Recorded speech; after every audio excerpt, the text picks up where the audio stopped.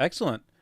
For everybody tuning in, thank you for being here for Reading and Research Night live on Aether Cosmology, Space Audits, and Anti-Disinfo League. Tonight, we are going to do kind of jump around through a few random subjects here. We're going to read Einstein talking about the theory of special relativity in his own paper. And then we're going to read some work from Michael Brenner on Quora answers. So to get started here, I'm going to go ahead and pull up the Einstein letter, and we're going to read that, and then we'll move forward. And real quick, the weekly disclaimer that I throw out there on Thursday nights. This is not necessarily a presentation night. We're not here to make things fun for you necessarily. We're doing live reading, live research. This is for us to dive into topics live on the spot, kind of give you a glimpse into how we do our research. Versus on Tuesday nights, we do presentations here on Aether Cosmology during the Aether Roundtables.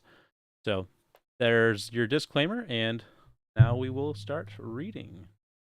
Hey, before we get into that real quick, Shane is going to be debating Ozian on Modern Day Debates on Tuesday. We're going to do a live watch party and after show on Tuesday for that. Debatism now, but yeah. What's that? Oh, I'm sorry. I'm sorry. On Debatism. Sorry, not a live watch party. Then we'll be watching it. We'll watch it on here, together on Discord, and then we'll do an after party or whatever.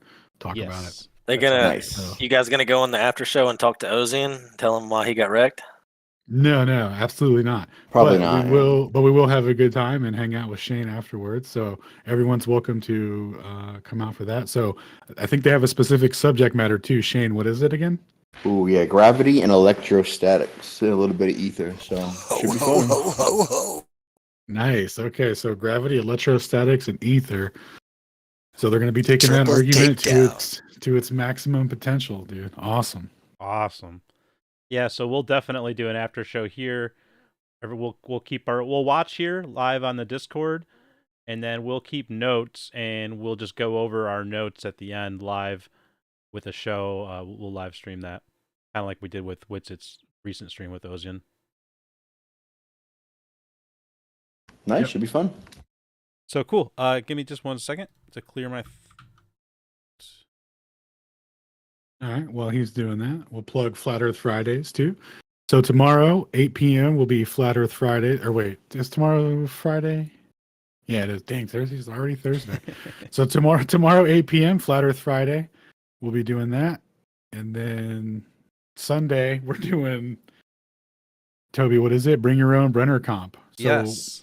Sunday, we're going to shoot for 8 p.m. on Sunday evening, 8 p.m. Eastern. Bring Your Own Brenner Comp. What that means is we're going to read a couple of his answers tonight, his Quora answers. That's Michael Brenner. And Brenner Comp is just a kind of a colloquial term we've come up with around here for a question that's been posed and then the answer from Michael Brenner. We call them that because New Perspective put together a bunch of compilations of Michael Brenner's questions and answers. And so we know them as Brenner compilations. And they can be found on Earth Awakenings channel under Brenner compilations. That's right. Yeah, and we have some here as well on the Aether Cosmology Discord server. But yeah, everyone should go jump on Earth Awakenings. And yeah. So there you go. So anyways, back to business. Albert Einstein on the theory of on the relativity problem, originally published as Zum Relativitätsproblem in Scientia 15, 1914, pages 337 to 348, reprinted in the Collected Papers of Albert Einstein, Volume 4, Document 31. An English translation is given in its companion volume. After two eminent specialists have presented their objections to relativity theory in this journal, it must not be undesirable for the readers if an adherent of this new theory, of this new theoretical direction, expounds his view. This shall be done as concisely as possible in the following. Currently, we have to distinguish between two theoretical systems, both of which fall under the name relativity theory. The first of these, which we will call relativity theory in the narrower sense, is based on a considerable body of experience and is accepted by the majority of theoretical physicists to be one of the simplest theoretical expressions of these experiences. of these experiences. The second, which we will call relativity theory or relativity theory in the broader sense, is as yet by no means established on the basis of physical experience. The majority of my colleagues regard the second system either skeptically or dismissively. Should be said immediately that one can certainly be an adherent of the relativity theory in the narrower sense without admitting the validity of relativity theory in the wider sense. For that reason, we will discuss the two theories separately. Relativity theory in the narrower sense. It is well known in the equations of the mechanics established by Galileo and Newton are not valid with respect to an arbitrarily moving coordinate system. If one adheres to the requirement that the description of motion admits only central forces satisfying the I law of equality of action and reaction. But if the motion is referred to the coordinate system k, such that Newton's equations are valid in the indicated sense, then that coordinate system is not the only one with respect to which those laws of mechanics hold. Rather, all of the coordinate systems k prime with an arbitrary spatial orientation have uniform translational motion with respect to k, have the property that relative to them the laws of motion hold. We call the assumption of the equal value of all these coordinate systems k, k prime, etc. for the formulation of the laws of motion. Actually, for the general laws of physics, the relativity principle in the narrow sense. As long as one believed that classical mechanics lies at the foundation of the theoretical representation of all processes, one could not doubt the validity of this relativity principle. But even abstaining from that, it is difficult from an empirical standpoint to doubt the validity of that principle. In fact, if it did not hold, then the processes of nature referred to a reference system at rest with respect to the Earth would appear to be influenced by the motion velocity of the Earth's yearly orbital motion around the Sun. The terrestrial space of observations would have to behave physically in an anisotropic manner due to the existence of this motion. But despite the most arduous searching, physicists have never observed such an apparent anisotropy. The relativity principle is hence as old as mechanics, and no one could have questioned its validity from an empirical standpoint. That it has been nonetheless doubted, and is again doubted today, is due to the fact that it seemed to be incompatible with Maxwell-Lorentz electrodynamics. Whoever is in a position to judge this theory in light of its inconclusiveness, the small number of its fundamental assumptions, and its successive representation of phenomena in the domain of electrodynamics and optics, will find it difficult to dispel the impression that the main features of this theory are as definitely established as are the equations of mechanics. It has also not been accomplished to set another theory against this one that could even tolerably compete with it. It is easy to specify wherein lies the apparent contradiction between Maxwell-Lorentz electrodynamics and the relativity principle. Suppose that the equations of that theory hold relative to the coordinate system k. This means that every light ray propagates in vacua with a definite velocity c with respect to k, which is independent of the direction of the state of motion of the light source. This proposition will be called the principle of the constancy of the speed of light in the following. Now, if one such light ray were to be observed by an observer moving relative to k, then the propagation speed of this light ray, as estimated from the standpoint of this observer, in general seems to be different than c. For example, if the light ray propagates in the direction of the positive x-axis of k with speed c, and our observer moves in the same direction with the temporally constant speed v, then one would believe that one can immediately conclude that the light wave's propagation speed must be c minus v according to the moving observer. Relative to the observer, that is, relative to a coordinate system k prime moving with the same velocity, the principle of the constancy of the speed of light does not appear to hold. Hence, here is an apparent contradiction with the principle of relativity. So he knew about it. However, an exact analysis of the physical content of our spatial and temporal dimensions lead to the well-known result that the implied contradiction is only apparent, since it depends on both the following arbitrary assumptions. The assertion that whether two events occurring in different places occur simultaneously has content independently of the choice of a reference system. The spatial distance between the places in which two simultaneous events occur is independent of the choice of a reference system. So there you go. Problem solved. Aren't you happy now, physicists? He fixed it for you. So that's that little letter from Einstein. A little patch, a little hot fix. Dude, I think These are the somebody on patch notes. X already said exactly that today. That like they were like, oh well, present another theory that has the predictive power that has never been presented, and we will switch over immediately. So that's what people still think, right? Even Einstein knew it was a joke. Yeah, did you say the title of that paper in German was La Jester? Cool. So let's now move on from there. Let's actually, anyone have any questions or thoughts about that? I guess we kind of just covered that. So yeah, let's read some Michael I Brenner. do, bro. Oh, Real go quick, for it. Yeah. real quick. Yeah, what up, Peter? Yeah. So basically, he's saying like the only reason it appears that there's a contradiction is you're presuming this stuff's actually happening at the same time. Yep, and in an absolute space. Yep. Yep. And even though they make direct measurements with the difference in the speed of light, you know, Even though I can take my like ruler and it's tell you definitely that, not apparent. Like, you know, even though it can all be measured in the lab frame using lab frame time. Yep. Exactly, dude. And that's such a critical part there, right? Because how they set that up for the proposition is like, oh, it's just apparent. If we invoke a geometrically convenient position and intersecting with the central axis of rotation, we can just hang out there and then do a time difference between the person rotating at the edge, right?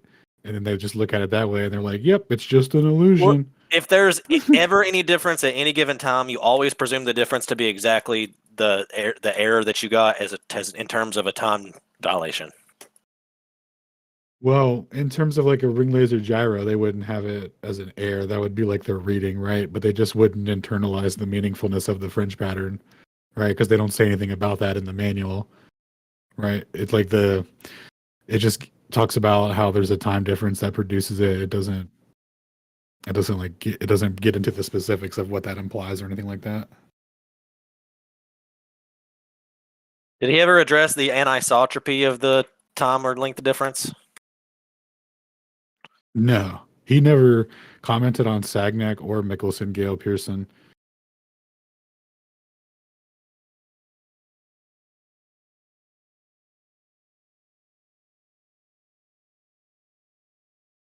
Even though he went to the construction site at Nicholson Gale. But yeah, he never commented on it or anything. Do you think that the majority of the scientific community realizes that like the full explanation of your first order measurements showing a difference is that you're just too stupid because you didn't time dilate it? Well, we went through a similar process with that someone, so yeah, I would say that they do think that. But I think we're gonna get to the Brenner comp now.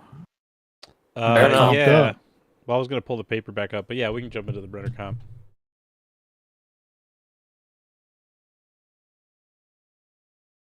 So yeah, this Quora question is, why do flat earthers say, or what do flat earthers say about star trail photography? Why don't they take time lapses of stars at the equator in the northern and southern hemisphere to prove the flat Earth?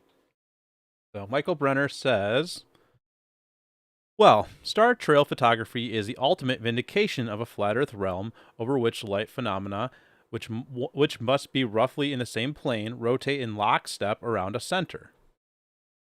Let's say you are a flea on a chicken rotating on a spit in a grill oven, and let's imagine this grill has pointy heat sources.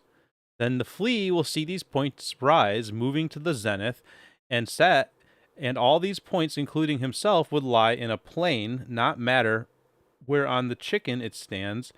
His section of the chicken would always be a circle. It would be his equator. Similarly, there is no reason why a star that ends up dead overhead of you would rise north of you and set north of you. This star would rise dead east of you and set dead west of you. Would it be one star in billions amorphously spread around a vast three-dimensional space within which you are rotating? Below, an image taken on the equator with both poles visible, we clearly see the prismatic effect of the sky, because every latitude would be its own equator relative to distant stars in a 3D environment. Something similar can be done with rays of the sun. What did he just say? That seemed profound. Yeah, well, yeah. He's kind of saying that. I mean, the fact that it encloses in like that, right? Every star would be an equator upon itself. What? Hold on, wait. What does it say? We clearly see because every latitude would be its own equator relative to distant stars in any 3D environment. Wow. Damn. Oh, dude. I think Right? he's talking about you stand at any latitude, and that would be the visual equator. Whatever latitude you're on, Yeah. that would have its Right. own visual equator, right? Right? Can you screenshot that and put it in the chat? Yeah, got you, Brody.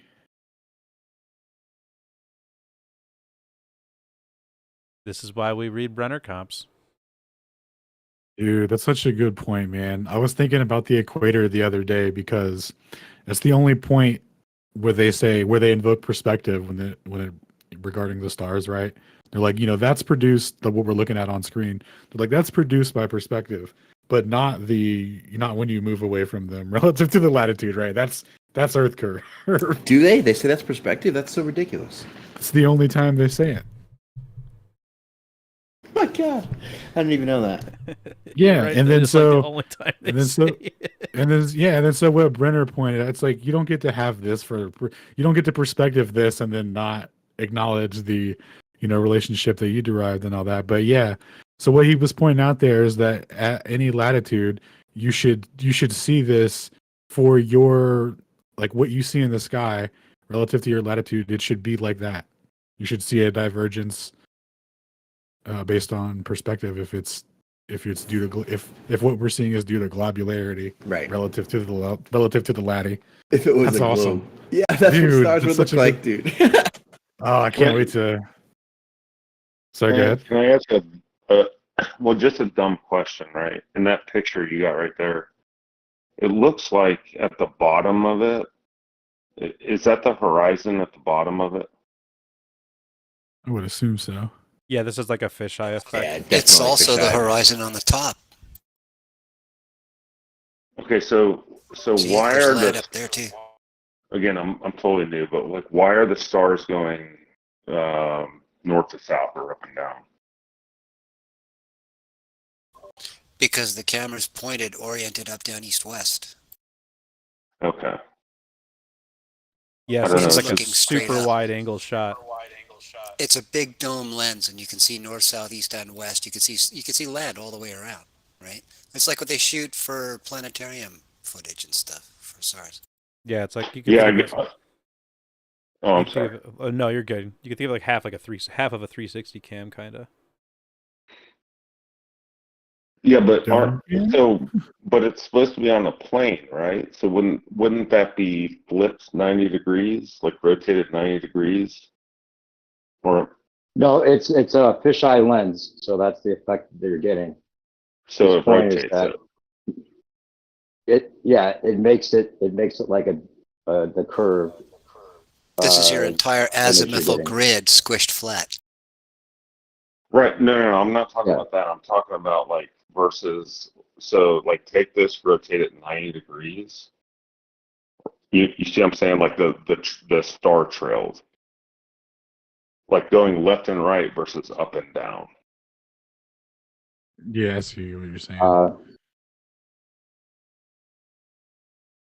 I don't know. I'm not sure exactly what your point is, though. What would that do?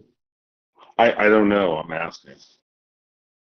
Okay. Well, we're kind of just reading through it. If you have something like that can make a little bit more like an objection to it all, try to just keep track of it so we don't get too off base when we're trying to get through the reading of it. But Yeah, let's just read. yeah, let's just keep going. Keep that in mind though for later, because we'll talk about all of this after we're done reading it.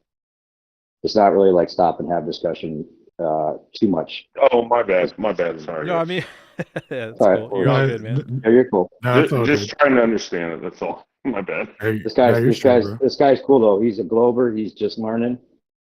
He's new to flat Earth. He says he's totally psyched to be on our team. He just needs to get over the hump. Oh, Nice. cool. Yeah, no, dude, you're no pressure either way. You just take your time and, do your research. Don't let anyone pressure you one way or the other. I told him Yeah, as soon as he North. can steel man the planes not being able to land and fly over a spinning ball, then he'll be over the hump. And then you follow the course of Dave. All right. Yeah, I've DM'd him all of the links. All right. Well, we we interrupted him. Let's not talk about him now that we interrupted him. Let's read.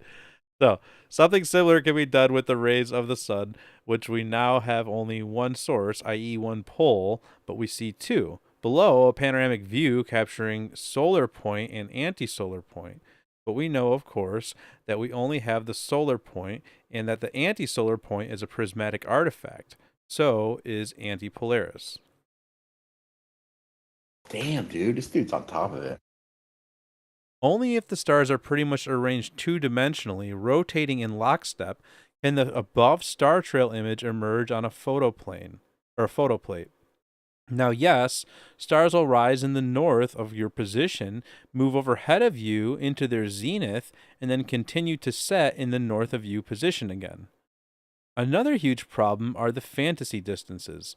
Take the guiding figure of the summer triangle, for instance, made up of the stars Deneb, Altair, and Vega, a figure that has guided people for thousands of years unaltered. The maximum difference in their alleged distances is between Deneb and Altair, and that difference is a whopping, what do we got? Hundreds, thousands, millions, billions, trillions, zillions. So 1 zillion, 300, 1.3 quadrillion. a 1.3 zillion. Thank you, sir. I forgot zillions was real. 1.3 quadrillion kilometers is between. So that was between Deneb and Altair. When you move past two light sources with this difference in distance, they do not change relative position. You have to infer first that they have absolutely no velocity relative to each other, and second, that they both follow our own movement rigidly, which both clearly are preposterous propositions. Now, because no star changes relative to position to other stars, we must assume this rigidity for the entirety of the visible, allegedly 3 light year deep universe all around us. 3 bio. What does he mean by that? 13 billion. Okay, gotcha. A special star trail is, of course, the trail of the sun, postulated to be the result of the trail of an orbiting Earth. A rigid rotating body constitutes a gyroscope which will at all costs keep orientation in space, and thus the noon point at one time of the year will be the evening point 3 months later, then the midnight point, the morning point, and then after completing 360 degrees again, the noon point.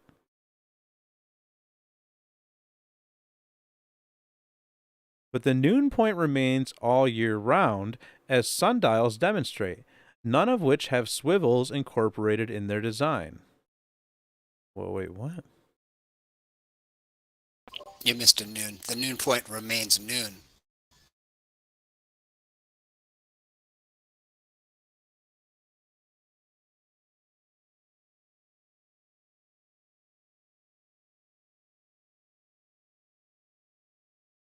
Wait, what is their... How do they explain that? this is something Eric Dubé talked about a couple of years ago on one of his own vids. It's just talking about how the orientation of the Earth is towards a certain direction of the stars, and that exactly 6 months later, it's, if the Earth is still oriented in the same direction, noon's on the other side of the Earth. Yeah, you should be looking at a different set of stars. Arguably, you should be looking at a totally different set of stars besides the sun. Hmm. So you would have to turn your what is that called again? Sundial or your noon? Sundial. Yeah. So you'd have to literally turn it, right, Stan? No, it's a bit of a mathematical piece of sleight of hand, really. That what is exactly 6 months later and 180 days? What is the number of seconds that we have creep in the day by the time we go through 6 months? It's just anti-rotation. Globies can slip under the wire with that kind of stuff, and they frequently do. The old wire slip, dude. I hate that.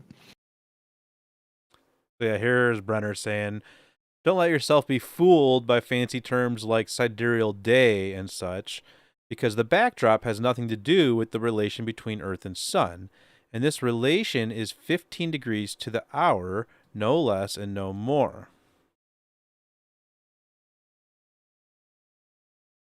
The fact that your Rolex ticks 86,400 times noon to noon and does so reliably throughout the year, always indicating noon as having the sun in the zenith, is alone a devastating blow to the orbital model.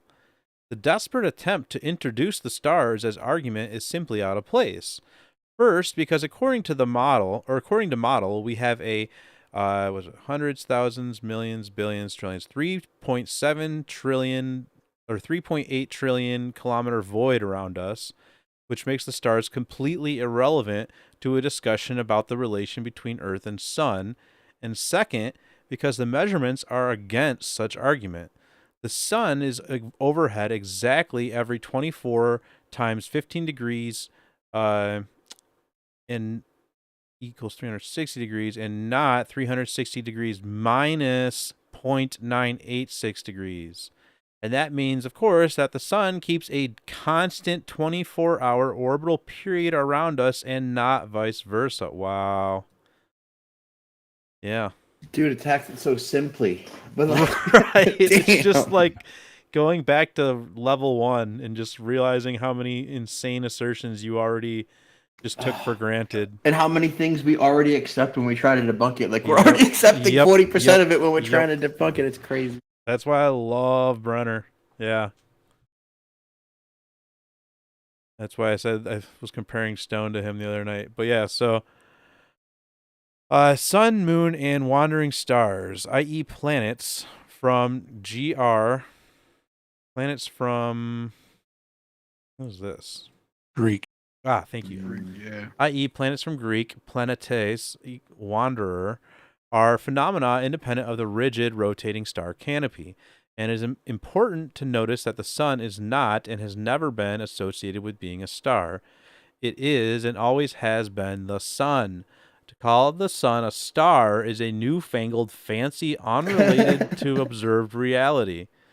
On the other hand, the planets are like stars, but they are not rigid like the others. They are wandering. Otto Nussbauer. The popular belief that Copernicus's heliocentric system constitutes a significant simplification of the Ptolemaic system is obviously wrong. The choice of the reference system has no effect on the structure of the model and the Copernican models themselves require about twice as many circles as the Ptolemaic models and are far less elegant and adaptable.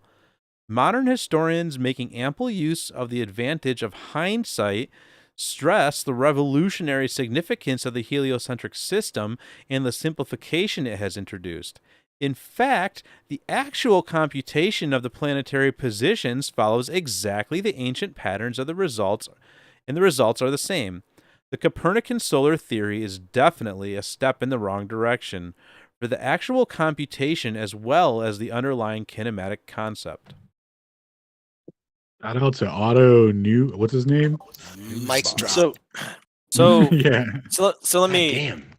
So basically, when we observe the sun day by day, at its zenith, calculated proportional to your latitude and its yearly position. It always crests like latitude relative noon at the same time every day.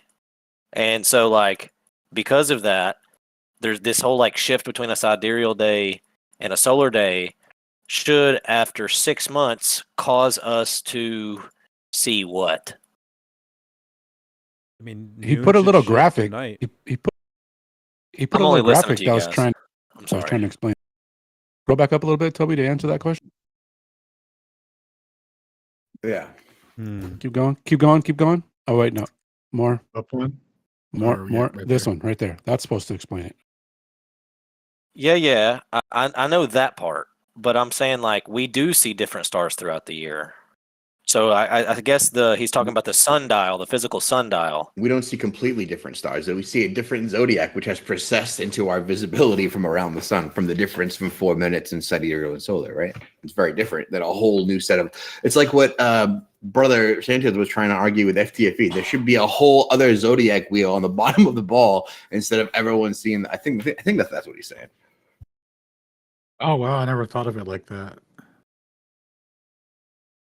I guess invoking a physical sundial is saying that, like, he's saying throughout the year the position of noon on a sundial should change too, because we should have to tilt this. We should have to rotate the sundial proportionally to how much the axial tilt of the Earth is changing as we go around to the sun. Yeah, he mentioned the ratio. Where was it? Right here.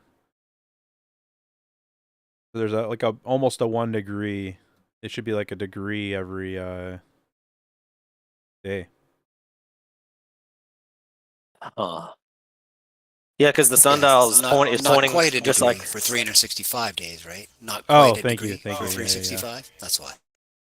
yeah. So basically the sundial would act just like a pole. If we stuck a pole through the axis of the Earth, the sundial is like an arbitrary axis sticking out of the Earth. It's like a tetherball pole, right? Casting a shadow. I mean, so if the Earth is tilting, so is the sundial. Yeah. Huh. So yeah, it just conveniently makes it look like we're in the center. Yeah, I mean, it would imply that the sun's moving around us. Otherwise, because that's why we don't have to change the sundial. Yep. Oh my God, so basic. So basic, yeah. So yeah, there you go. Any other questions or thoughts on that one before we go into Antarctica? Just Can one. you send the link to that real quick, please? Of course. And it's kind of in defense of the globies and the math that they put out. I was looking at this when I put together the video about the sun, that this 15 degrees per hour is actually a net computation. They're talking about the rotational speed of the Earth combined with its revolutionary change day to day around the sun. And they're calling that exactly 15 degrees. But what I find is I don't know. Is it exactly 15? Is it this 15 or that 15? What we really plot is the analemma. So I don't know. Their math on that particular account seems to work out. It's not one that I. Yeah, you have a more dropped. elegant breakdown of it, really. But I should probably tell you guys. I was talking to Pizio about this. When you do eclipses and you try to predict eclipses, right? They do this problem is delta t, the time. They call it terrestrial time. So literally, like, they're unsure of the rate of the spin of the Earth going back in time. So when you go like 2,000 years back and you do like the rate as a constant, it doesn't add up for them. They couldn't figure it out. So they have this huge problem called delta t, which is literally built around the variable speed of the Earth spin. So that's probably relevant, huh? Yeah, that's crazy.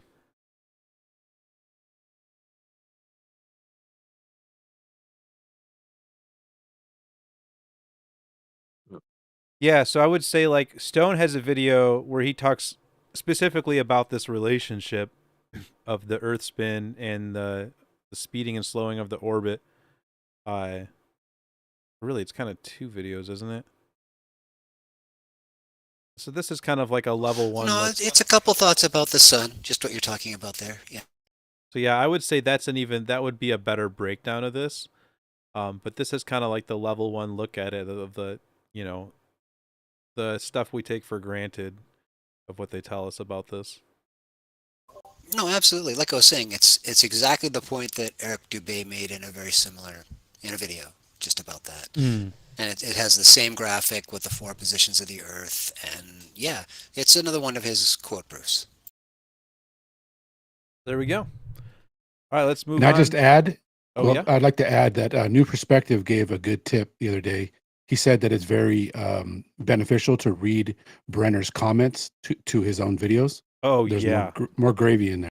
Yes, actually, not only that, if you have a specific question about this, you can go ask him.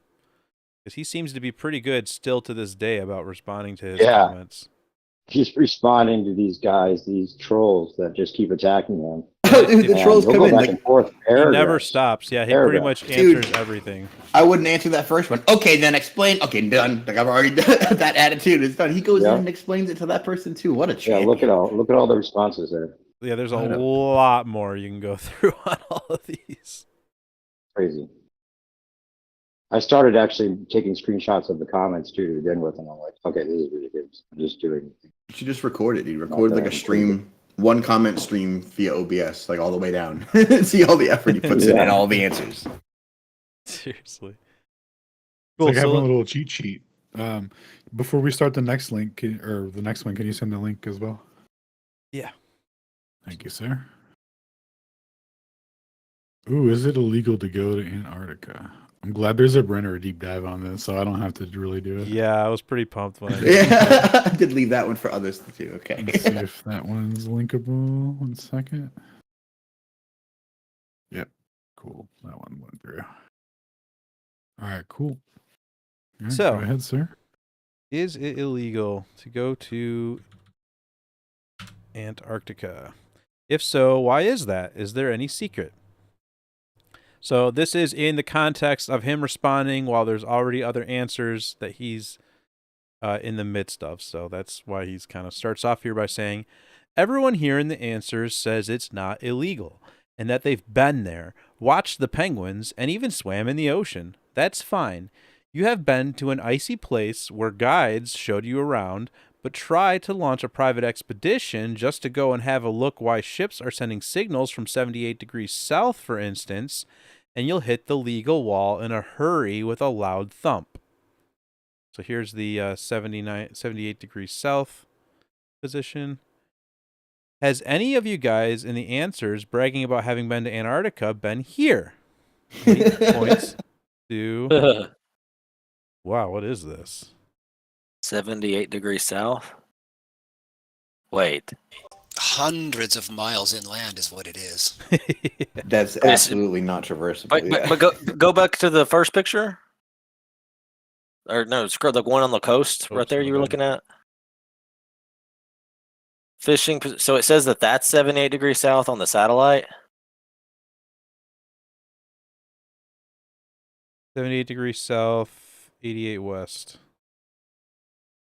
Okay. And then this one was 87 west. yeah. Wait, what? Yeah, it's comparing Google Earth with the satellite view on the ship.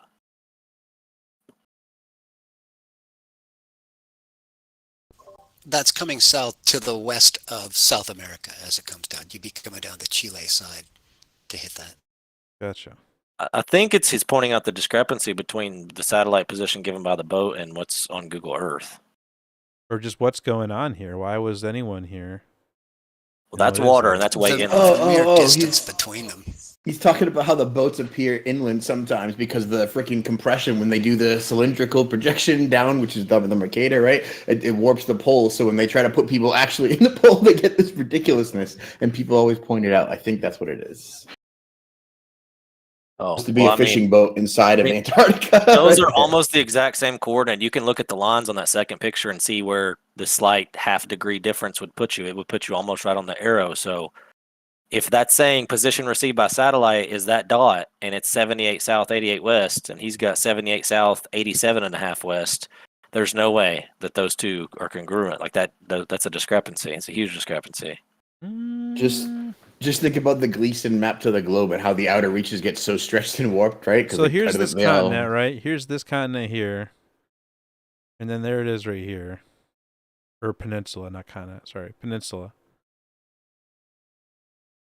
So it does look, and then this would be this. This is that curve. Is this right here? But notice they're the same declination south, and only half a degree off west, which is left to right, not north south. So like, one's out in the ocean and one's way inland. There's a huge No, see, southward this is discrepancy. supposed to be the land line right here. But my point is that dot that says position received by satellite, that dot with a circle is 7888. It gives it the coordinate to you right there. Yeah. Now look at that. Where's that dot? That dot would be out in the ocean, but on the Google Earth, it's way into land in the coast. But here it's inland too. No, the gray part is water. No, The no, white this is part. the land. This is the land. Oh, are you- Yeah, it's north up. oh. I thought the white was That's the what I'm trying to land show and the you. gray's This the is water. See, this is, you got No, the white is where the boats are in the water. Yeah. So you got, see the continent here? That's this continent, or this, sorry, the peninsula. This is this peninsula here. Oh. Why did they is make the this continent white? That's peninsula confusing. here. Yeah, it confused the me water for a white. second at first too. So it That's says typical. fishing. So it's weird because there's a fishing boat that's getting this location, and then I you look see. at that location, and it's this weird mountain. So like someone was there or something was there. Right. Said it was fishing. But yeah. So let's move on. So if any of you guys, if any of you guys bragging about having been to Antarctica, been here. Pity, because you could have asked the fishing vessel for prime Antarctic fish and posted great pictures from a green and ice-free Antarctica while you were at it. Or what about here? This would be inland again, right? Yeah, it's inland. Destination di- Argentina. So this is no coordinates on this one. Oh, here we go. Oh. 72 south, 36 east. Huh. Pity, because you could have put up a protest flag against a dirty tanker cruising at 8 kts. What is that? Knots. Knots. Thank you. Jeez. Oh, knots, The yep. nautical equivalent of sky miles. Yep. So 8 knots through obviously ice-free waters, whereas you had to disinfect your shoes and walking sticks in order to keep Antarctica pristine. Wow. That's where that is right there on the. Has any of you private, this is a really short answer here, has any of you private guided Antarctic explorers asked yourself why Google Earth doesn't show a photo of the Antarctic ice cover, but a photoshopped white surface? And vice versa, an obviously photoshopped ice-free Arctic? So, there you go. That's why they don't let people there. They got to keep it clean to match the photos. Makes sense. Well, it's because of the penguins, I thought, not because of the photos. But maybe they're the same. No. So it wasn't Looks- necessarily the deep dive, it was just just the snarky, like, you guys have no idea what you're talking about type of thing. So you have like a link to all his Quora answers. Can you go to his profile and see it? Yeah. He's got like 400 something at this point. Yeah, 432. And it's fun if you go. I like to look at this. You go to his question. You go back. When did he pose this question? It was like 7 years ago or something like that. What are the hard physics of a gravitational collapse of a cloud of gas in space?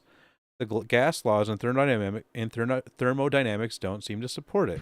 Dude, that's galactic accretion, right? Isn't that what they're asking? Yeah, How does- essentially. And it's hilarious because you see people start answering. Where's You can see the. he responds to proposal. all of them. Wait, where are the? I hate the way this webpage is organized. Yeah, scroll up again. And then see the Here we three go. white dots. Here we Yeah. That'll do it. No. Oh, there he is, right there at the bottom. Oh yeah, you got it. You got it. Here's someone. I can't say I understand what you're talking about. Perhaps you can clarify. And then he tries to clarify, and then they try to respond. And then he's like, "But wait, you're not making sense." Well, hold on. Goes so hard. Oh my god. I would have gave up like 7 comments ago, to be honest. And then yeah, so I think this is like literally when he's. I don't know. My guess is this may be when he started to question things, and then he starts that was his one question, and then 432 answers. He asked one question and nobody could answer it, so he started answering everyone else's questions. Huh. How close is alchemy to being a real thing? What is that? Oh, that's his latest one, or one of his latest ones. Well, yeah. So how about someone else want to read one? Sure. This one's pretty long. I would say My gosh. maybe not that Well, one. it's very interesting. It's crystals, bro. Come on. All right. All right. I love the one where he gets into the characters that started anthropology and geology and all the dinosaur people. That one's great. Their careers before they started doing that was hilarious. Oh, All right. really? That sounds great. Yeah. They Did just you have a link basically. I'd have to find it one. They just basically declared themselves experts on this new science, and they were propped up, and boom, dinosaurs. Nice. So do you wanna pull it up and screen share it and read it, Piezo? Yeah, sure. Where's the link? I'm about to drop it right now. Okay. All right. All I mean, right, I can if stream. you'd rather, but it'd be nice if you want to do it.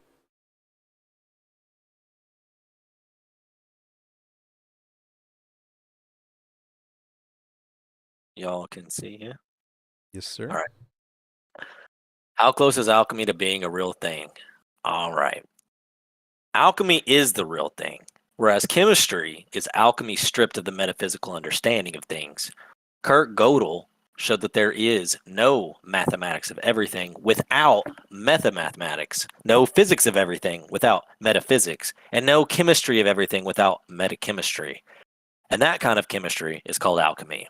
To turn base metals into gold is and always has been a psychological process, not an alchemical, practiced by people who wanted to extract gold from the gullible rich.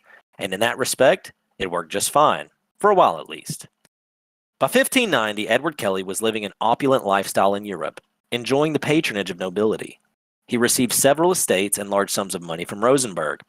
Meanwhile, he continued his alchemical experiments until he had convinced Rudolf II that he was ready to start producing gold.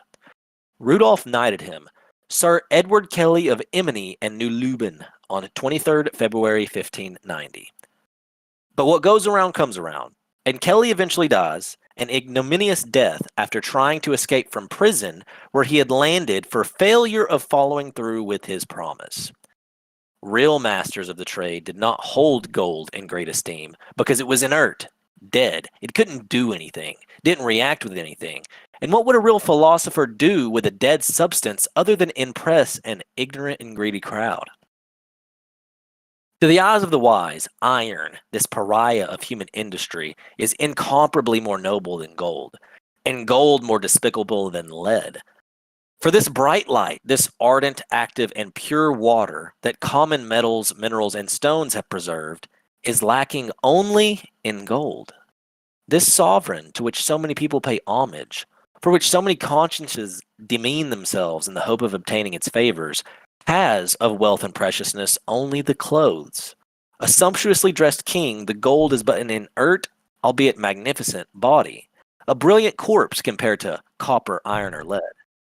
This usurper that an ignorant and greedy crowd raises to the rank of God cannot even claim to belong to the old and powerful family of metals. Stripped of its coat, it then reveals the baseness of its origin and appears to us as a simple metallic resin, dense, fixed, and fusible, a triple quality which renders it obviously improper to the realization of our objective. Thus, we can see how vain it would be to work on gold, for whoever has nothing can evidently give nothing. It is therefore to the raw and vile stone that we must address ourselves without repugnance for its miserable appearance, its disgusting odor, its black coloration, its sordid rags. For these same rather unattractive characteristics allow us to recognize it and caused people to always look at it as the primitive substance, issued from the original chaos. Drawn from the void, it bears its imprint in its name, nothing. But the philosophers have discovered that in its elementary and disorganized nature, consisting all of darkness and of light, of bad and of good, assembled in the work of confusion, this nothing contained all they could hope for. Fulcanelli. Well, that's a lot of stuff to say about nothing, but the driving substance of all chemistry throughout history has always been the green vitriol, the vitrioleum, the oil of glass, i.e., sulfuric acid. In ancient times, distilled from the green crystals of ferrous sulfate, a weathering product of sulfur pyrite. It is also important that to this day, a country's sulfuric acid production is a major indicator of its industrial strength. Sulfuric acid was the nuclear power of antiquity, as it represented condensed energy, and is actually way more dangerous. A drop of it on your skin will eat your flesh to the bones in seconds, whereas you can handle uranium and radium for years before feeling its effects. When you pour sulfuric acid over salt, you get spirit of salt, i.e. hydrochloric acid. And when you pour sulfuric acid over potassium nitrate, you get aquafortis, i.e. nitric acid. A combination of 1 part aquafortis and 3 parts spirit of salt produces aqua regia, a potent combination of acids which actually dissolves gold. The 3 key of Basil Valentine shows the process in alchemical imagery. We see a dragon in the foreground and a fox eating a rooster in the background. The rooster symbolizes gold from its association with sunrise and the sun's association with the gold, and the fox represents aqua regia, the repetitive dissolving, heating, and redissolving, the rooster eating the fox eating the rooster, leads to the buildup of chlorine gas in the flask. The gold then crystallizes in the form of gold chloride, whose red crystals Basil called the rose of our masters and the red dragon's blood. In a pure act of alchemy, George de Hevesy discovered the gold, or dissolved the gold, of 2 German Nobel Prizes of German physicists Max von Laue, 1914, and James Franck, 1925, in aqua regia to prevent the Nazis from confiscating them. After the war, de Hevesy returned to find the solution undisturbed and precipitated the gold out of the acid, which was then returned to the Royal Swedish Academy of Sciences and the Nobel Foundation. They recast the metals and again presented them to Laue and Franck. The 4 acids, sulfuric acid, nitric acid, hydrochloric acid, and aqua regia, were the powerful tools of alchemists as they allowed them to dissolve and separate most any matter into their compounds, from which they could choose to distill and purify whatever substance they needed in a specific case. Solve et coagula, meaning dissolve the fixed and coagulate the volatile. Another important substance was hydrogen sulfide, called liquor hepatis, or liquor hepatis, which was prepared by dissolving a solution of sulfur, lime, and sal ammoniac. Although toxic in gaseous form, to the Egyptians, the color or the odor of hydrogen sulfide symbolized the soul or a spiritized presence hidden within the liquid. Hepar equals liver, the seat of the soul. Therefore, they solidified that spiritized presence by adding wax and fat to liquor hepatis and turning it into a thick paste. The emulsion became known as the balsam of the alchemists or balsam of the soul, calling something that smells rotten eggs balsam, which we have come to associate with fragrance, may seem strange, but this only sheds light on the diluting effect of popularizing true knowledge. To a broad public, everything worthy must be glittery, shiny, and fragrant, while to the true adept it must perform, not shine and smell nice. What performs well looks good and smells good. The true alchemical balsam is hydrogen sulfide and mineral oil, liquid alkali, not etheric fragrances and organic oils. The distillation for liquor hepatis produced a combination of hydrogen sulfide, the chemical of death, hence antibiotic, antiseptic, and ammonia gases, the chemical of life. Nitrogen compounds, especially ammonia, are parts of the life cycle, as opposed to the sulfur cycle of death. Ammonia is blue and was associated with the blue Egyptian god Amun. Under the heading Pulvis Solaris, alchemists understood mercury and antimony compounds. Red Pulvis Solaris, red mercury oxide, which is used as an antiseptic in form of a mercuric disodium salt. White Pulvis Solaris, mercury chloride, way more toxic than red Pulvis Solaris, but still used as antiseptic in 1913. It is one of our most popular and effective household antiseptics, but so corrosive and poisonous that it should only be available by prescription. The product frequently caused accidental poisonings and was used as a suicide method. Black pulvis solaris is produced by simply grinding up naturally occurring antimony sulfide, or stibnite. In Egypt, this was called coal and used as black eyeliner. In Arabic, al-coal came to mean first powder of antimony, but then, finally, triturated materials in general, which then was also applied to liquids, and finally, mid-18th century came to mean refined spirits, or alcohol only. Sulfur auratum, or auratum, is a golden red antimony compound produced by cooking antimony sulfide, sulfur, sodium carbonate dissolved in water, and calcium hydroxide, after which sulfuric acid is added to precipitate sulfur auratum. Both antimony compounds have been used in cosmetics and medicine since times of ancient Egypt. Alums are double metallic salts of sulfuric acid, preferably the one-valence alkali metals like sodium and potassium, with three-valence metals like aluminum, iron, manganese, etc. Already in Egypt, these were used as disinfectants, anti-transpirants, as well as flame retarders and in the dyeing industry. How important alums were can be seen in the spectacular selling of the papal alum monopoly to the crown of England by Horatio Pallavicino after his conversion to Protestantism. That must have hurt in the Vatican. Natron is an important mineral in alchemy since ancient times and derives its name from Lake Natron in Egypt, where it was harvested. In the lake bed, it is a mixture of several sodium compounds, mostly sodium carbonate, washing soda, and sodium nitrate, chili saltpeter, with trace amounts of sodium bicarbonate, baking soda, sodium chloride, salt, sodium sulfate, potassium nitrate, saltpeter, potassium carbonate, potash, potassium sulfite, liver of sulfur, calcium sulfate, gypsum, phosphorus, and iron sulfide or pyrite. What is this black thing? Manetho, 3rd century BCE, for instance, describes a chemical procedure involving natron, which produced light, which no European alchemist managed to reproduce due to lack of the original Egyptian natron. William Dennis Halk, after months of tinkering with the real natron, actually taken from Lake Natron, finally succeeded in producing the elusive light. Lawrence Principe labored for months in vain in an attempt to replicate Basil Valentine's golden glass of antimony, because, as he admits, he didn't take Valentine's recipe from the 15th century literally enough.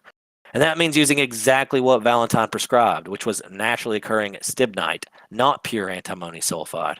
So, failure to successfully produce ancient alchemical procedures rather is a diagnosis of the reproducer and not of the original recipe or science behind it. There is still much to learn from ancient alchemy, especially about the chemical lights so often referred to. A cold light, which is said to have illuminated tombs, for instance, for hundreds of years. One candidate could be luminon, an element shown in Walter Russell's Octaves of the Elements, several steps above hydrogen, which Russell called light of the future. Who the hell was this guy, dude? How does he know everything about everything? Thus, Yeah, thus exactly. many of He's the a ancient. scholar. Yeah, dude. If y'all have seen Walter Russell's thing, it's kind of crazy. I was trying to blow it up, but it doesn't seem to. Yeah, it doesn't have enough resolution. Thus, many of the ancient recipes could not be reproduced in Europe of the Renaissance because of lack of access to this naturally occurring natron, as well as lack of knowledge about the above-mentioned arcana, which was one of the reasons why alchemy ultimately descended into quackery, with the result that the quality of the scientific content became inverse proportional to the quantity of publications from 17th century onward. The less alchemists succeeded in getting anywhere, the more obscure the language grew. The more they hid behind the, okay, I'm writing a book with a promising title, but won't tell you anything important anyways, blaming it on the oath of secrecy they had sworn as adepts, but actually just hiding their ignorance. It is also important to keep in mind that in ancient times, there was no distinction between organic and inorganic chemistry, which is modern and purely arbitrary anyways. Organic suggests something living, and inorganic something dead. But in fact, the term organic just means chemistry involving carbon. But carbon is as dead as silicon, for instance, or as alive. In ancient times, everything was alive. Metals were considered to be as alive as we call hydrocarbons alive, i.e. organic. That means metals and minerals as much as other matter lived, matured, and eventually decayed. The Trovanti in Romania are a good example. These are stones that grow offspring, which drop off and move away, producing their own offspring. Also, here we see Yo, growth. what? What the Those are fuck? those are No. rocks. You mean like sea sponges that without the sea, or That's Also- crazy. We'll have I'm about check to that look out this up in later. a second. Yeah. Yeah. Oh, Also, here we see growth, not erosion. That's a balanced stone. Okay. Modern civilization that gives new meaning to the man of stone. Modern civilization depends on mineral growing farms, where they grow single crystal semiconductors for integrated circuits and photovoltaics. John Czochralski acted like a true alchemist when he developed the process named after him while working for AEG. He sat over a crucible with molten silicon and experimented with dipping a rod with trace amounts of contaminants like phosphorus or boron, changing rotating and dipping rates to grow crystals with different electronic properties. A plaque at the Warsaw University commemorates this. In 1916, Jan Czochralski invented a method of crystal growth used to obtain single crystals of semiconductors, metals, salts, and synthetic gemstones during his work at AEG in Berlin, Germany. He developed the process further at the Warsaw University of Technology, Poland. The Czochralski process enabled development of electronic semiconductor devices and modern electronics. So this is the dude, I guess, who learned how to grow crystals. So we see that the alchemist's idea that metals grow and mature in the bowels of the earth is closer to observation than modern scientists' fantasy of elements growing in the bowels of the sun. There's absolutely no basis for such an assumption, starting with the impossibility of a gaseous, self-compressing sun. Then, no one has shown that fusion past carbon is even theoretically possible without invoking an exotic variation of carbon. And stars like HD 101065 showing spectral lines of short-lived elements way beyond iron, the theoretically last element in solar production, like technetium and promethium, completely shatters modern cosmology's claim to know anything about the universe. Or rather, it demonstrates that modern scientific cosmology deserves the epithet superstition more than alchemy ever did. 101065, huh? They had to make up Interesting, new bro. elements to explain its spectral analysis. That's hilarious. just saying that was great. Well, Yeah, you that know was what they awesome. say. The stones thanks, with Keith. offspring. Yeah, that was a great read. Oh, no problem, bro. I want to see this. Yeah, I would like to designate you as like the official Brenner. Dude got Comp leader. intonage, tone, and everything. He was ready to go. Yeah, very good. Yeah, it was fantastic. The mysterious growing stones of Romania. What? It actually just hit me that like no elements are made in space. Everything is made using these corrosive alchemic processes, and I was like, oh, duh. But I hadn't even like put that in proper mental capacity yet. So thanks. No, it comes from a star exploding. Like I know that's what I was told, right? That's what everyone was told. And I was like, oh wait, but that's Dude, retarded. Oh, I Chan, remember what now. what do you know about micrometeorites, my dude? How you gonna dismiss the micrometeorites? Like how Contagion started, whatever.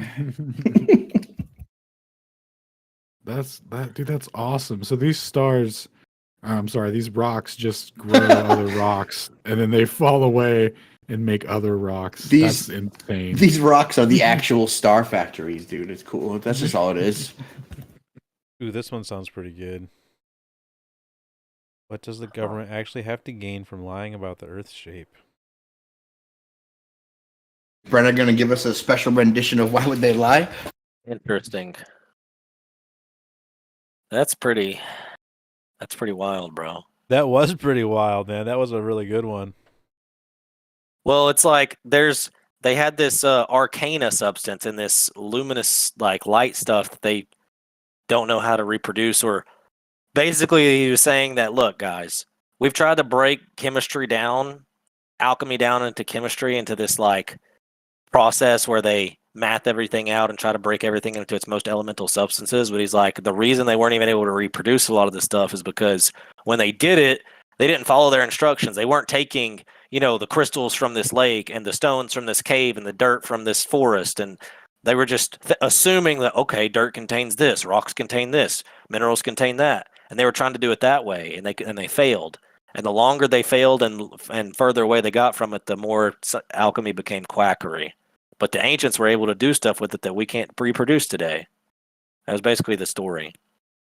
Or that they figured it all out and they realized how powerful each man could be with this knowledge, and continued their work and just acted like they failed. Maybe that too. Maybe.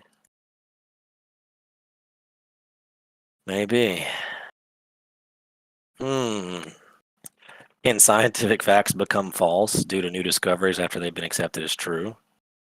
Mhm. We were wrong. We were wrong. Please listen. Sounds like after the scamdemic or whatever. Mistakes were made on both sides, guys. Science is ever evolving or whatever. The mistake we made on our side is we didn't execute them.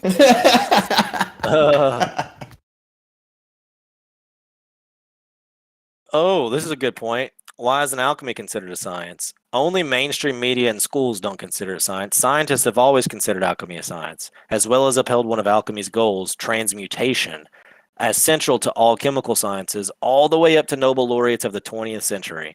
The same is true for the ether, by the way, which is only abandoned in the public domain. Nobel laureates like Einstein himself understood that physics in general and general relativity in particular without ether are unthinkable. Nobel The esoteric and the exoteric. I really like this guy. Yeah, that's what I was gonna say. That's why we like Brenner right there. That little comment in a nutshell. It's like, yeah, that nails it. This guy got the Nobel Prize in Chemistry in 1921 about transmutation, apparently. Interesting. The generality of natural philosophers doubt the truth of alchemy, but they are not able to be judges of a subject that's entirely known and unknown to them. The most knowledgeable chemists do not call it into doubt. And about transmutation in particular, the most sensible and knowledgeable chemists have believed it. The ignorant ones and the uneducated people are the ones who've denied it. Transmutation, huh? Yep. He says, I think this is the alchemy one I made a comp for. He says, well, if you look at gold and mercury are one element away from each other on a periodic table. Huh. And plastic, it's too expensive to make it into gold. Yeah, mercury is also a solvent for gold, so it can actually hold gold inside of it, carry it. And then you wonder also, like, what was it, the Chinese emperor that had all that mercury, all those mercury pools? I wonder if they had gold in them. I don't know, bro. That's a good question. Those giant pool basins of mercury that they had in front of their giant Aztec temples where they did the human sacrifices in Tenochtitlan. Yeah, and he had all those clay warriors or whatever they were. You know what I'm talking about, right? All those fucking Terracotta warriors. Thank you.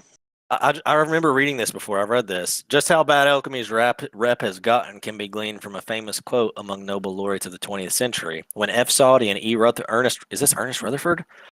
Experimented with thorium, they found it decayed into an inert gas, which later was identified by another Nobel laureate, William Ramsay, as helium. When Soddy realized what was happening, he exclaimed, "This is transmutation," causing Rutherford to snap back, "Don't call it transmutation. They'll have our heads off as alchemists." It is just like ether. You can't call it that. Dude. So the thorium is giving off helium? So we actually have a source for helium. Yeah, apparently when it decays, because I mean, you got to think when stuff decays, it's not supposed to turn into other stable elements, right? I heard that's why they what is that, nuclear waste or whatever decays into helium as well. I heard and that's why they keep it under wraps. Diocletian, in order to save a collapsing empire where the silver content of coins had dropped from 80 to 3% with a thin wash of tin to make it look like silver, implemented a major currency reform coupled with an order to burn all books on chemia, the science of silver and gold, after having studied them, of course, and having used the recipes given there in his own mint. That's why from 1,000 years of early chemia, we only have 2 manuscripts left. Wow. He's like, let's monopolize chemistry and burn all the books, and we'll be the only ones who know how to do it. What is Brenner's certification? He's like a chemist, astrophysicist, math expert, historian, cultural antithesis. What the fuck? It says mechanical engineering and linguistics. That's all. I'm Is that what his well, specialty actually is? We haven't even heard his specialty then. God damn. yeah. If you think about it, that's only rational from an emperor's point of view. If private citizens had access to some procedure that could allow them to practically grow gold in their basement, what would happen to the gold standard? Same thing with the infinite resource of energy, which is the ether, according to Tesla. How would you maintain power, which is grounded in manipulating scarcity, if scarcity disappears? In 1317, Pope John the 22nd wrote a decretal against alchemists born out of the same concern over the riches of the Vatican. And in 1404, Henry IV of England forbade the pursuit of transmutation, although one could still buy a license, so the crown at least still earned off the desire for it. You're gonna need a license to transmute that, my dude. Hold on. What did Robert Boyle say? Don't tell me he said something about gold transmutation. Hold on. Robert Boyle successfully appealed this decree as he himself had worked on transmutation and was pretty sure he could do it, but didn't want to run afoul of the law. He refused to give his colleague at the Royal Society and avid alchemist Isaac Newton any details, though, wherefore the latter came down on his estate like a hawk after Boyle's death, through a common friend, John Locke, who happened to be Boyle's executor of his estate. These manuscripts are now in Philadelphia after the infamous auctioning off of Newton's papers in 1930. A manuscript containing Newton's ideas on alchemy ended up in the Dibner Library in New York. So, like, what do you guys think? Do you think that they figured out how to transmute precious materials, or no? To a certain extent, yeah, it's believable for sure. They figured something out that they don't want us to know. Yeah, especially when you look at what you can do at home. Just like simple things like creating your own gems in your microwave, or using like a welding tool that has a carbon tip. You can create diamonds, you can create rubies, sapphires. It's totally believable. What? I'm sorry, guys. I'm taking you to a whole new realm. Yeah. I don't want to go into it right now and steer it away, but Well, you're gonna have it's a very interesting topic. So mean, yes, we're just in the middle simple of tools at alchemy. home have the capacity to be able to, in a way, formulate crystals and what we consider precious stones through simple plasma.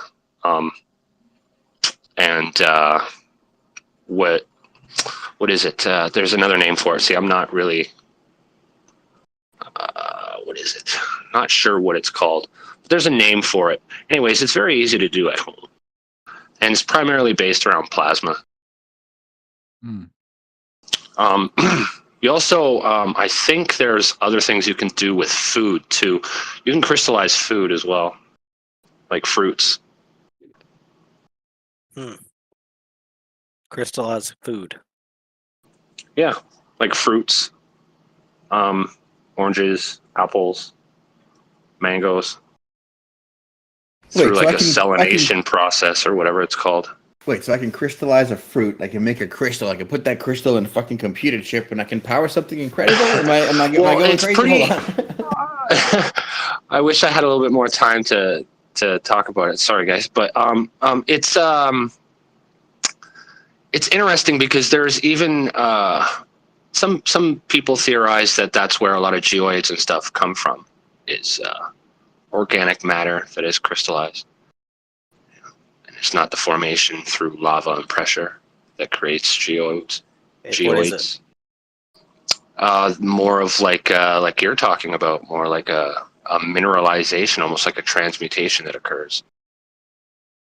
Wow, you could really think of almost like the growth of a crystal, right? It's the same concept. That's really what a geoid is, encased in rock. Literally, have you guys heard about the stones that grow out of a wall in, like, the side of a mountain, essentially, or cliff face in China? We could look into this guy. It says, in the mid-19th century, alchemy was at least temporarily rehabilitated when Cyprian Theodore Tifero, a specialist in daguerreotype and the chemistry of light, claimed to have succeeded in transmutation. And the Academy decided to do the unprecedented and give him audience and hear him out. The packet cachette with the gold, allegedly produced in the process, is still in the Academy archive. So apparently this dude made gold, and they still have the gold he apparently made. New developments like being able to weigh atoms and order them according to weight, where it seemed atoms were multiple integers of hydrogen, sparked a new and public interest. Oh, that's when they came up with like the whole number ratio theory. Dude, shout out to Stone for breaking that down the other night. You don't think everything's a base number ratio of hydrogen, Stone? Oh no, I think they totally got it, man. Like to the 20th decimal point. Oh, that thing. I got you. Yeah. What is it? Defective atoms? Yeah. Okay. That's right.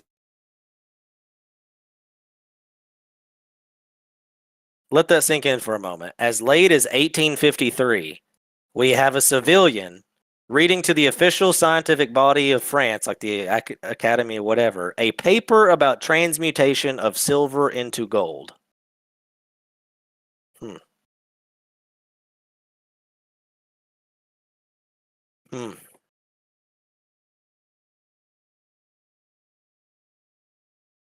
Interesting. What about those rocks that grow on walls there, Quinn? This dude's pretty cool. I like this Brenner guy. There's the New Earth channel on YouTube, and she has a Living Stones section, and she mentions this art about these.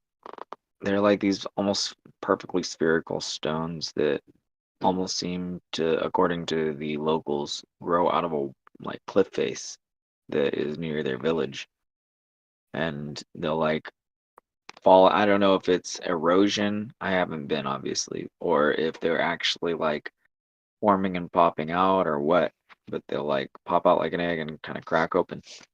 Like nothing, I don't think anything comes out. It's just rock, but like, I don't know. It sounds like there's a news article deposition about it.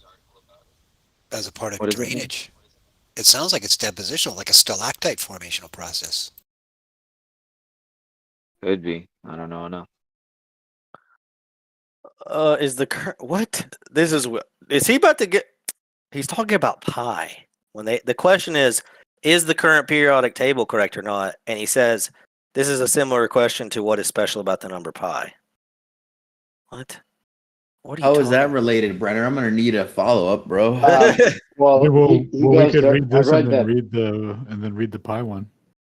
Yeah, the pi one, his basic point, just to answer that real quick. He's talking about that it's not about the numbers, it's about the formation itself. Everyone makes a big deal about the numbers, and the numbers don't really matter. It's about the pattern. Like the golden ratio, you mean? Like, what is that? You're not going to quantify it, but just the fact that it persists everywhere, maybe? Yeah, well, it's everywhere. It's just that the numbers aren't really, like, the focus on the numbers is like a sidestep to the structure itself. And this is basically what it says. But yeah, we could read that one for sure. Probably didn't do it justice.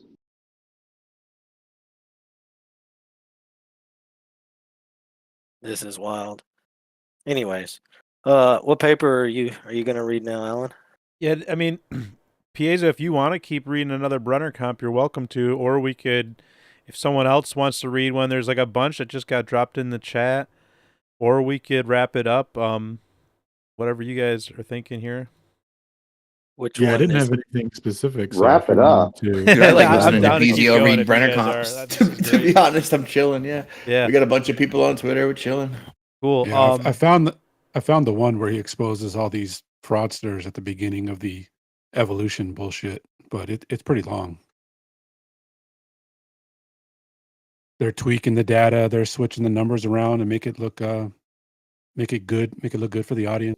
The people It's who the last invented one. dinosaurs were part of the people who tried to insert all sorts of years and by carbon dating in the science and historical records so that we could have micro changes via evolution convert us from fish fraud into people or something, right? Maybe. Yeah. And also eugenics. And yes, all these quackery sciences that were inserted in late 1700s, early 1800s. Right. Well, he's going in on a flat Earth right here. Going in on or defending heartily? No, like Look at the comments. How is it you know so much and yet understand so little? He practices a As lot. soon as he says flat Earth, they're like, "Oh, you're retarded. Everything you said is stupid." Just great and so funny. A doctor at anti-silence. A polydolt. Good lord, dude. All the stuff we just read blew our mind, but I'm willing to forget every bit of it because he said flat Earth. What is this picture? Have y'all seen this? Look, Antarctica here that's and the there. airway map, dude, right? That's who's in the. No. This one's different. This one's.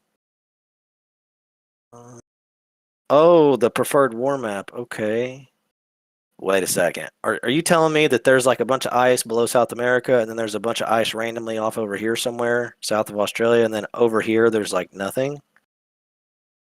I think that was the mural on the back of Air Force One during JFK's day, if I'm not mistaken. Yeah, that's where I remember from. Yep. It's just a different type of projection. Okay. That being said, Briggs, it's not one I'm familiar with, and I'm familiar with all the projections. So that's just my azimuth favorite. equidistant It's a known one. in north in the United States. Yeah. Yeah, it's America centered. Yeah.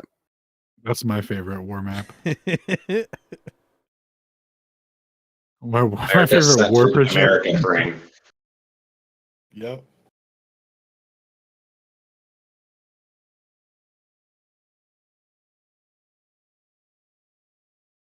Huh.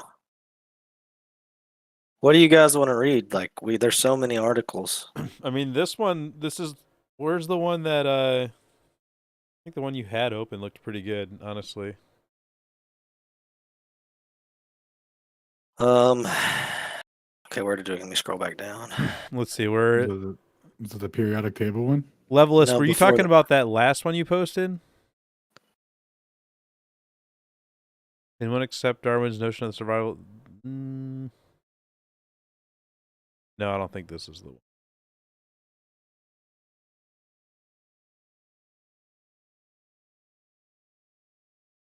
Something tells me we just pick one and read it. We're going to find some gravy. There's You- another one in the text chat about light moving at space and time instead of just through space. Maybe that one. How does this one sound? Why do illustrations of total lunar eclipse depict the penumbra as a result of the sun's disk being larger than the Earth? Ooh. Ooh, I like that one.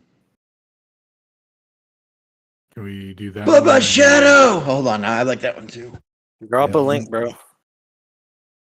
DUN. Got it. Yeah, that seems like a really good one. That's deep. That's like 3/4 of the way down his answers.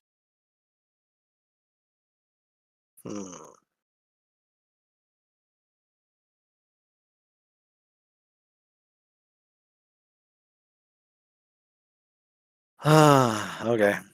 I'm gonna read it real quick, and I'm gonna go. Wrong chat, Hey, boys. Wrong you chat. can popcorn, dude. That's all right. I've like never really done this anyway, so first time for everything, right? You're doing Well, great. good. Good, then you can be the star. He's losing You're that doing voice great, already. I'm Good just job, starving, champ. so after this, I'm gonna go eat. Dude, you don't have to. You can You're go the right best now if you at it want. already, One of us so can take you should over. do It's it. not no problem. It's okay. No, my brain is He has hungry too. Yes, is better at it than any of us. Let him do it. Okay, you have to. He's, Sorry. he's just better at it. Let him do it. Sorry, you've been elected. That's your role now. Why do illustrations of a total solar or a total lunar eclipse depict the penumbra as a result of the sun's disk being larger than the Earth? Because a religion is based on having it all which way. A cult depends on bending and stretching logic all which way in order to bridge the gap between fantasy and observed reality. The solar system model is based on and solely and solidly constructed on the premise of parallel sun rays. That is, parallel sun rays. Whenever needed, Eratosthenes is cited as ingeniously and authoritatively calculating Earth's circumference based on this assumption. That is, assumption, which just by the way has never been verified. Nobody has ever observed or demonstrated such parallel sun rays, yet it is treated as factual. Although the very same observations cited in the story could have led Eratosthenes to calculate the distance to a local sun over a flat surface, sending converging rays, which is what is actually observed. Now, whenever eclipses are involved, all of a sudden, the premise of a far-away sun, and thus parallel rays, is pushed aside, and a close sun with decidedly converging rays is illustrated.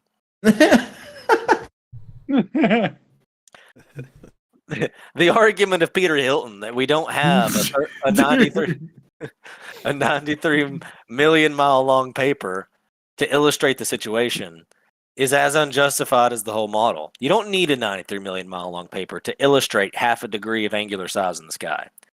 From the point of view of the moon in the shadow of Earth, the sun would have, if anything, less than half a degree angular size, whereas the Earth, as seen from the moon, would block 2 degrees of the sky, which completely annihilates that model.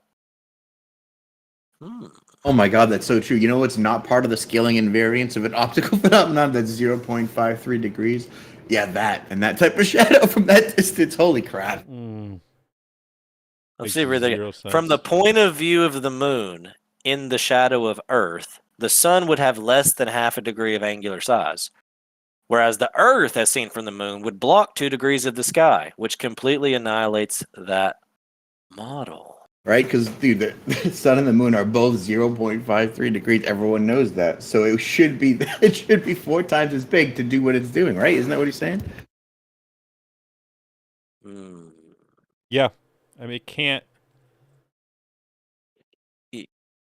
can't be smaller. You're saying it has to be. It has to be 4 times. Yes. There's no physical demonstration that's ever been given otherwise. Well, this is a point we kept bringing up. I mean, like, think about the size of the Earth compared to the sun. Like, the idea that the Earth can block out all of the sunlight is ridiculous to begin with. Yeah, but he just put it in a You have way that rays of light coming out the side. That math just cut through to my soul. I just sat up and went, "Oh, oh God, I get it. Oh no." Yep. Also, shadows are not cast the way it's illustrated in eclipse animation explanations. Everyone knows that from experience. But such is cult followership. Brains are switched off at the entrance to the temple. We all know that an object at a distance over 100 times its size does not cast a sharp and focused umbra, only a fuzzy penumbra, if at all. Take your morning coffee mug, let's say 10 centimeters in diameter, and try to cast a shadow at a wall 10 meters away. Good luck with your umbra. Right. Dude, right. Wow. It's just really bright. It's just really bright, that's why. We all know that shadows are larger than the object casting it. So if the shadow of the moon in a solar eclipse is 250 kilometers wide, the object casting it must be less. Then there are observations everybody can make with their own eyes. Nothing about how the recent eclipse played out fits with the model. The white cap on the right. The white cap on the right side of the moon, for instance, photographed here at 6:42 local time in Vienna, Austria, never really disappeared, but wandered around the top to the left and then spread again over the whole disk. This completely eliminates the penumbra-umbra transition fantasy. Yeah, dude, lunar eclipses are barking wild. If the interpretation that the red light coming from the moon is reflected light from a surface of 3,500 kilometer diameter that passed through Earth's atmosphere at a perimeter of 12,000 kilometers, then that light must come in at an angle, and light coming in at an angle onto a rugged surface must cast shadows, which there are none. Wait a second. Let's read that again. If the red light coming from the moon is reflected light from a surface of about 3,500 kilometers diameter, right, that passed through the Earth's atmosphere at a perimeter of around 12,000 kilometers, then that light must come in at an angle to the Earth. And light coming in at an angle onto a rugged surface must cast shadows, which there are none. Shadows on the moon are only ever observed at the phase edge, never on the full side of the moon, and never on a full moon disk, which in itself is nonsensical when you postulate parallel sun rays falling onto a surface which slopes away toward the periphery. Dude, parallel sun rays would cast shadows over topography That is swift. Dude, he's bringing it back to everything is based on that, and it's so right because they just throw that aside for this specific instance and never mind the Snellian explanation where they try to pretend you can refract a shadow or whatever. Well, I brought this up on Flat Earth Friday, actually, because there's such a small angle at which light could enter the atmosphere to be cast underneath the clouds. And yet we see that light display itself for sometimes an hour or more. But we should be able to see the distinct line of the curvature of the Earth obstructing the light, and then like that line traveling underneath the clouds. It just doesn't happen. What's odd is that if you look at this, it appears as if you've got like, if you call this a shadow, the shadow's going up and to the left. The shadow's going up and to the left. The shadow is coming straight from the right. The shadow's coming straight from the right, up and to the left, straight from the right. I mean, well, that's just how they work all the time. And it's, essentially, I was the only one who seemed to care or notice that, like, okay, so if an orbiting body, right, is occulting something via a shadow in one uniform direction, how does it change direction 90 degrees halfway through? Why does it take an abrupt 9-degree turn and nobody cares? But I'm like, that is incongruent, guys. That is retarded. Talking about how the quote unquote craters have shadows coming in from different angles from the same light source. No, not that. But what happened before the total lunar eclipse? Oh. Okay. But the size of both the umbra and penumbra of Earth's shadow at the location of the moon can be calculated just from geometry, says Ron Brown in his answer. And that is the crux with the entire Copernican system. It is calculated, not observed. It is math, not physics.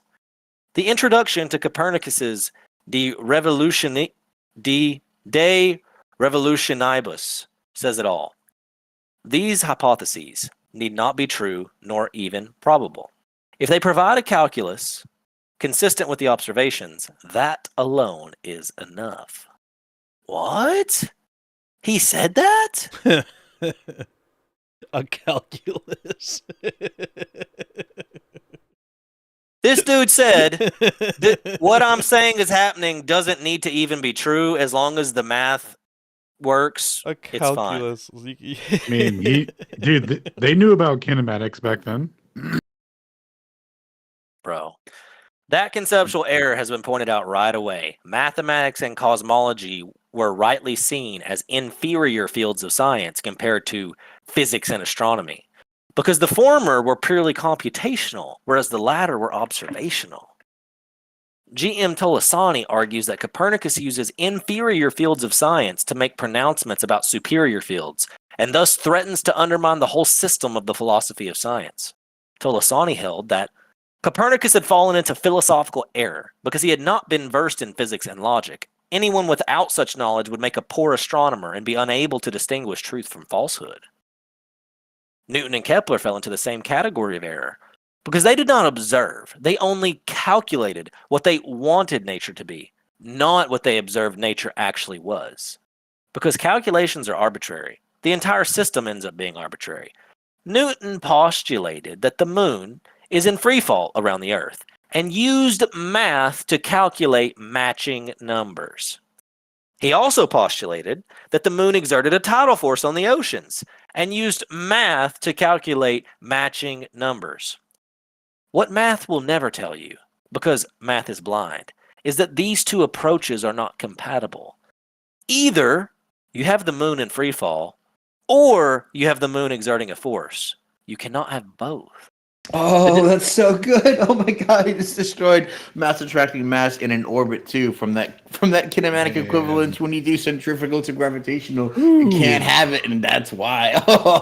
The definition of free fall is the absence of force, or in other words, while in free fall, an object is not lifting stuff. Dude, if the moon was exerting a force, there's always an equal and opposite reaction. If it's pulling the water's going to be pulling it. It would not be perfectly balanced in its path around the Earth. Oh, don't. With the changing tides in the oceans, as much as they move, bro, it would constantly cause the moon to shift in its orbit. Don't you worry about that, PGO. Gravity. We got geokinematic presentations coming on that from a breakdown of Robert Bennett's paper on his tides, and then we're going to incorporate it into some greater math. So that's going to be fun. We don't need to discuss Kepler's harmonic laws in detail because they've been shown to be a fabrication, a deceitful retro-engineering. And as long as this is not officially acknowledged, we live in deceit.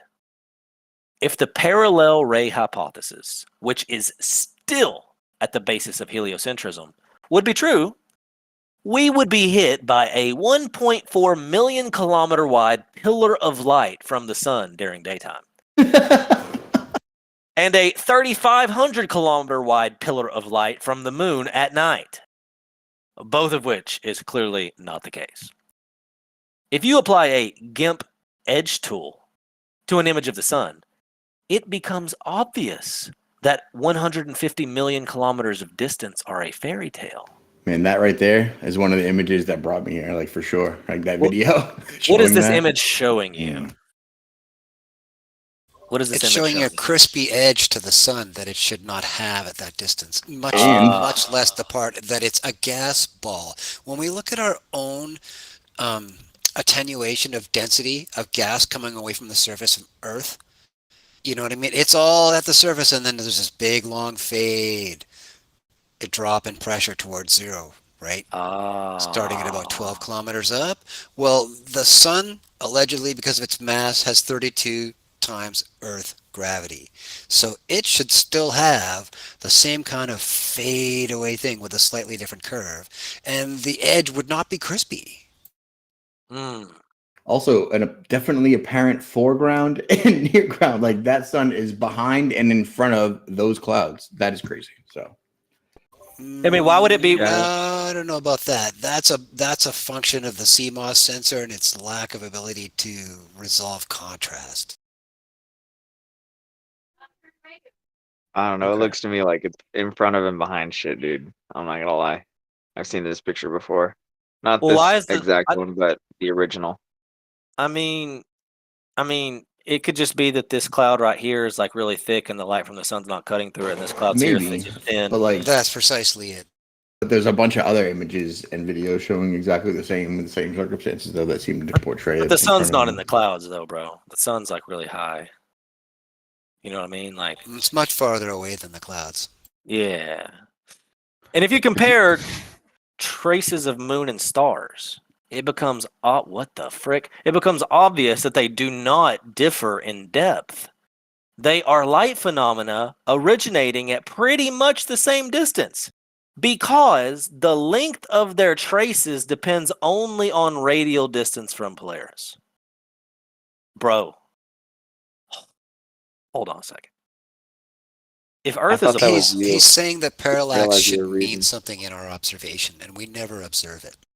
Yeah, if the Earth is a ball, right?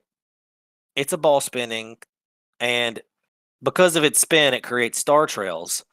Then at some point, because of the difference in distances, are you saying that we should see these star trails like overlap each other and run over each other? Or what should we see? We definitely should, right? It's amazing and crazy that we don't ever see that. Relative to the latitude, right? They should do what they do at the equator at every latitude. So you should see, like everyone should have. For you, yeah, you should see the stars. Yeah.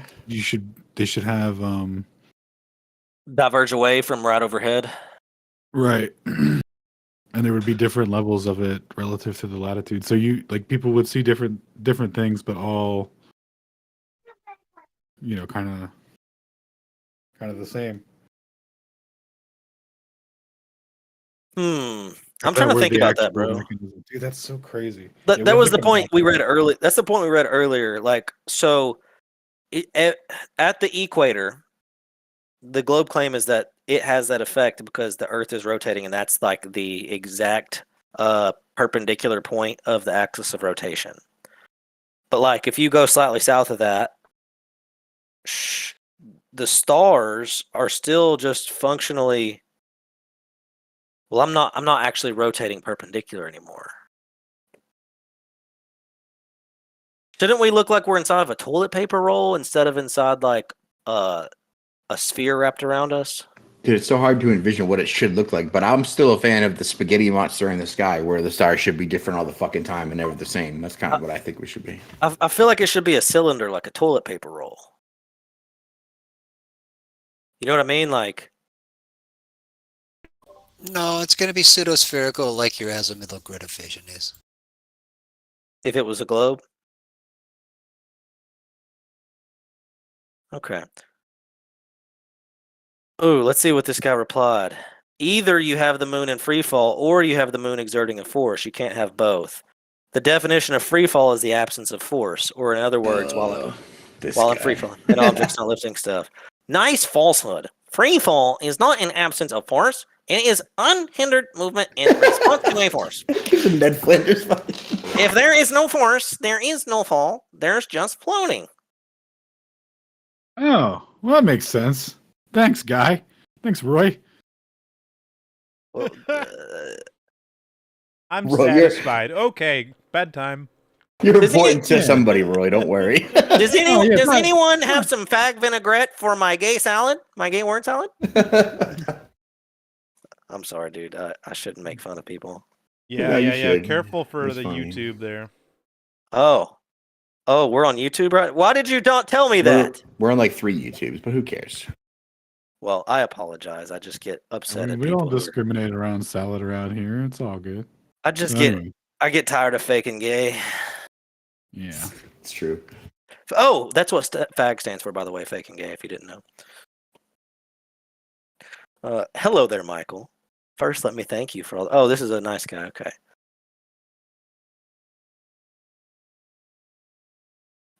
Well, I mean, I think that's a good point. If I took anything away from this, is that I have already thought about the whole thing. Like, how can an object that's that big be casting a shadow that's so small? And they're like, well, here's your answer: converging and diverging sun rays. And it's like, bro, are they Can't have parallel or are that. they not? You can't have that, bro. That's what everyone should have said immediately, but no, because of all the other things you claim. Yeah, but if this is how eclipses work, then how does Eratosthenes work, bro?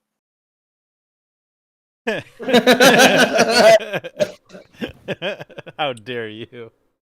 Bruh. You just fried my brain. I'm trying to defend it as a globularist, and it hurt. I mean, for real though, dude. Like, I don't know. Have y'all seen the animation from the 2017 eclipse where they try to model it and it shows every time they model it, it either shows the Earth spinning the wrong way or the moon approaching from the wrong direction or moving way faster than the Earth is spinning? No. Y'all know what I'm talking about? Never No. heard of her. That sounds pretty funny, though. Dude, yeah, so in the 2017 like solar eclipse, it was showing in order to model the path of the shadow like over the Earth, every video either showed the Earth spinning the wrong way or they had to make the moon like go really fast around the Earth in order to because basically, you know, it's saying that the moon was overtaking the sun or whatever, and then it moved through the path of the sun and then the shadow got cast. But relative to the surface of the Earth, as the Earth's also rotating, like you had to have the moon like moving really fast to make it happen. It doesn't make any sense. Ah, never thought of that. It'd make more sense if I had a visual to show you, but Yeah, but I'm picking getting it up. I'm Yeah. getting it. It makes no sense. You know where it does make sense? If you look at like a geocentric position and how the sun and the moon are exactly the same size and have these like oscillating but intersecting tilt paths that are inevitable to intersect at a certain point called nodes, that's when it makes a lot of sense. No, I like the heliocentric What explanation we're talking that there's a about is parallel light several ray that visualizations. becomes a convergent light ray when they need it to be. Right. Yeah. Because light, It's elegant. dude, it's classic wave particle duality, bro. Everyone's gonna be looking at the eclipse, so it changes from a parallel light ray to a converging light ray. okay, hold on.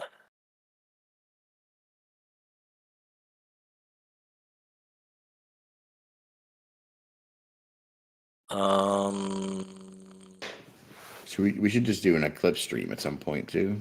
Well, bro, it's like, why can I find? Okay, this might work. Hopefully, this works. Hope that guy gets out of that car in time.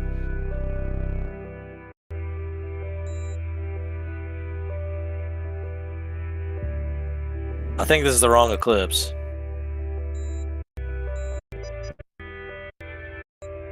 Okay. That was 2017. It says 6 years ago. Oh, August. Okay, there we go.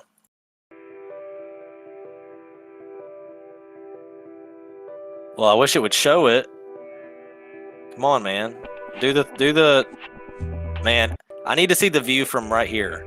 Because when they model it right here, they either have the Earth spinning the wrong way, or they have the moon moving like really fast, and it doesn't make sense.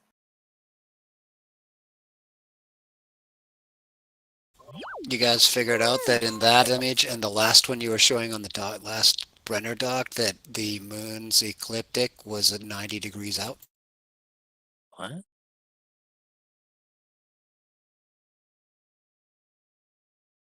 Oh, you mean from like the equator? Yeah, it looks like it's not coming in or out of the page like it should be relative to how the Earth spins when it goes around the Earth, allegedly. Oh, right. It should be off center. No, it's that the axis is rotated 90 degrees to the flat to the page. It's an illusion.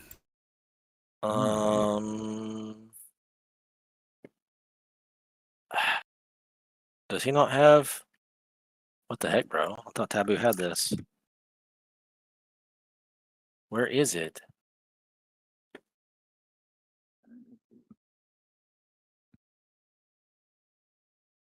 Dude, what has happened to all the eclipse videos, bro? Are they gone? What on earth? Right. Dude, it's YouTube. Yeah, you could try searching on pre-search.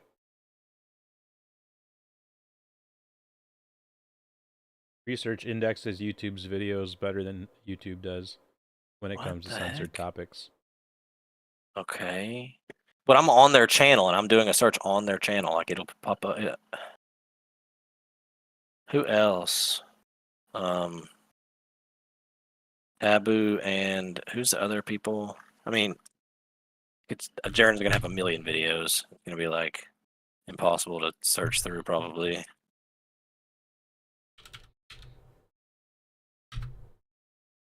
Yeah, I can't believe it. Nobody knows what I'm talking about. Like I remember this back when it happened, and it was wild to me.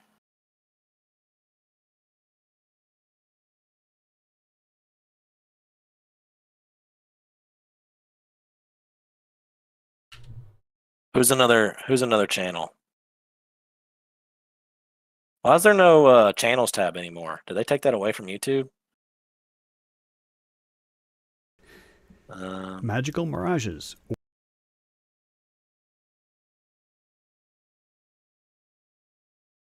Yeah, I don't know.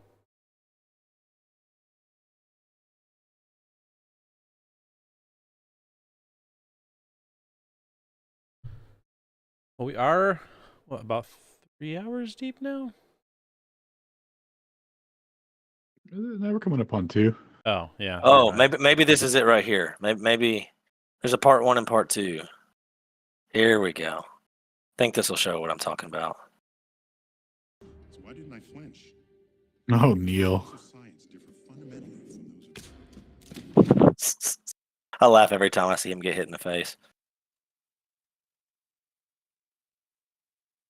All right, I think this is what I'm talking about.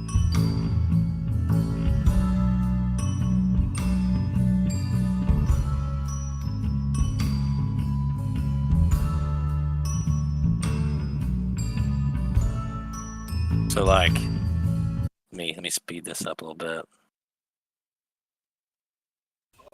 It's only 6 minutes, man. Okay. I mean, we could watch it in 3, though. You speed addict. Okay, so you see the shadow You got the moon going around slow. You got the Earth spinning fast, and you see the shadow. You see how the shadow's going? Okay. Shadow's going from east to west, right? Right? Yeah, but the moon should be 30 Earth radii away. Okay, sure, but it's just approximately. Oh, 232,000 miles, you mean? This is just to show the basics of it. It's not supposed to be super perfect. So I hope you're paying attention. If it's like that, shadow should be going east to west, right?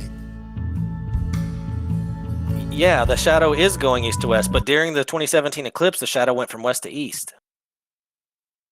And the one we're about to see.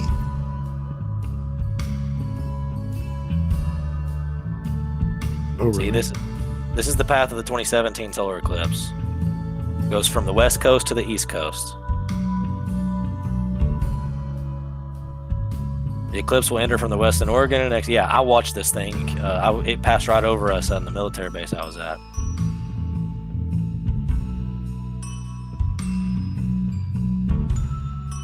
Okay, so I think we've seen it enough.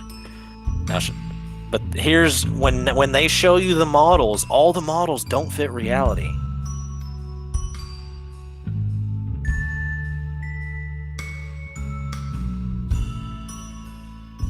If the Earth is rotating west to east, right, and the moon is moving west to east,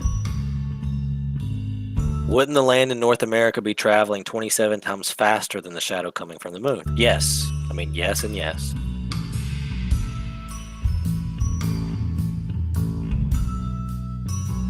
If that is the case, how would the shadow move from west to east instead of east to west? Very good question. The distance away doesn't change the direction.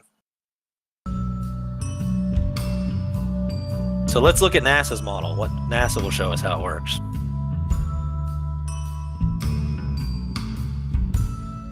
This is actually very compelling. I'm kind of curious about this, but if the Oh, look, the moon's moving like retarded fast. Oh, that explains it. Yeah, but this isn't at scale, I guess. On what's Doesn't really seem to be going west to east, though, does it? It looks like that shadow's going east to west. Yeah, Yep. but think about it. If they have the scale there and the rotation of the Earth, we might get a better picture of it. I would love for someone to demonstrate that. If we change the distance, right, like it's still going to have the same relative 27-to-1 ratio, right? It takes the moon 27 days to catch up to like where it was because the Earth's rotating faster. Yep. The moon is not revolving faster than the Earth is spinning. The Earth is spinning faster in their model. But in order to explain it, they're like got the moon like zooming around the Earth. Earth zoom. Pretty soon there's going to be a flat Earth.ws meme about it. It's going to be Earth zoom is totally acceptable. It happens all the time. Don't be. Yeah, it's just a little Earth zoom. So That's right what Miller there, measured. look, the shadow's moving east to west right there in that part. So like their little animation doesn't even represent what actually happened. But also the Earth isn't moving relative to the sun either. Yeah, this is confusing, man. Let's go back to timeanddate.com. Oh, there's timeanddate.com's version. They've got it simulated, right? Yeah, except the eclipse is going from west to east as it should. Yeah. There you go. But you see it works perfectly on a rotating. Wait, rotating. What? Guys. Not to split hairs or anything, but the Earth seems to be spinning in the wrong direction. Well, the Earth is spinning in the wrong direction. You never heard of Earth reverse? So I guess this doesn't really accurately depict it either, right? I mean, surely you should be able to make a 3D model in the globular paradigm that accurately models, what the physics of the situation, right? Is it really that To hard be to fair- show? To be fair, Fred, who does all this, only gives them stills, and the path has nothing to do with orbital mechanics or the path of the bodies. When he produces the map, it's just the map. So, Interesting.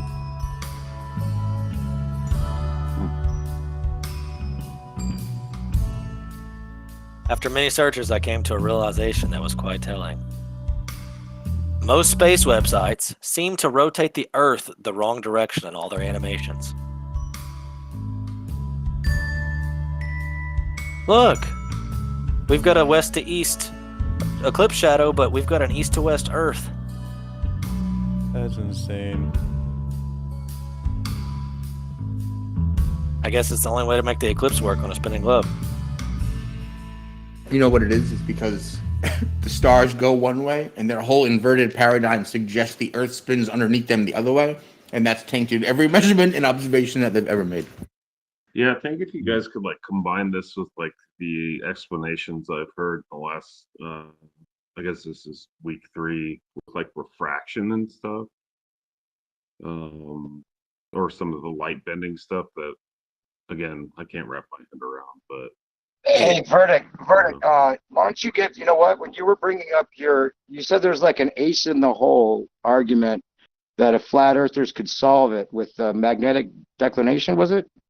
well, the maps thing would be that would be the golden goose. If you guys could solve that I mean, What do you mean by the maps? I we thought you were got a talking golden about goose. declination. Let's see. He makes a part 2, right? So apparently there were NASA fanboys everywhere that said that they found the animations that I've requested. Let's take a look.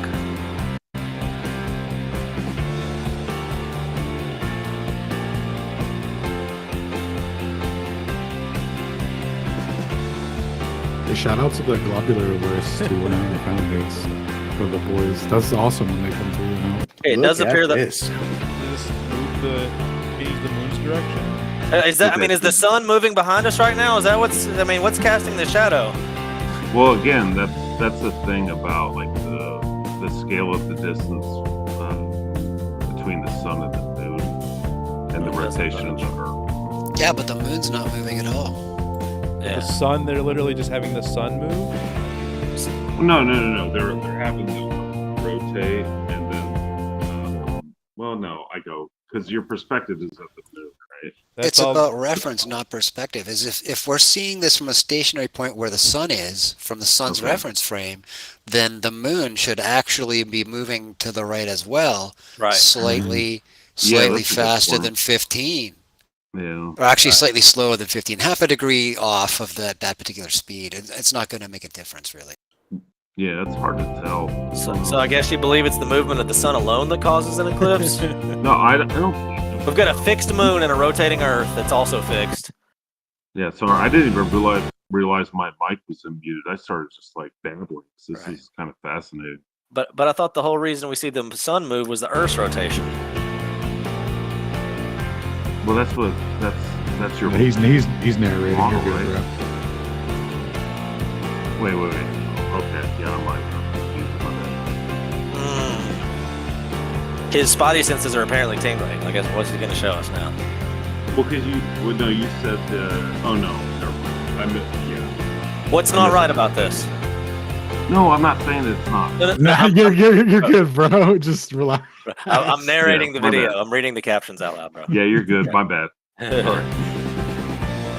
Oh, wait. I think he knows. If this model was even close to accurate, then how do you explain this? Or this?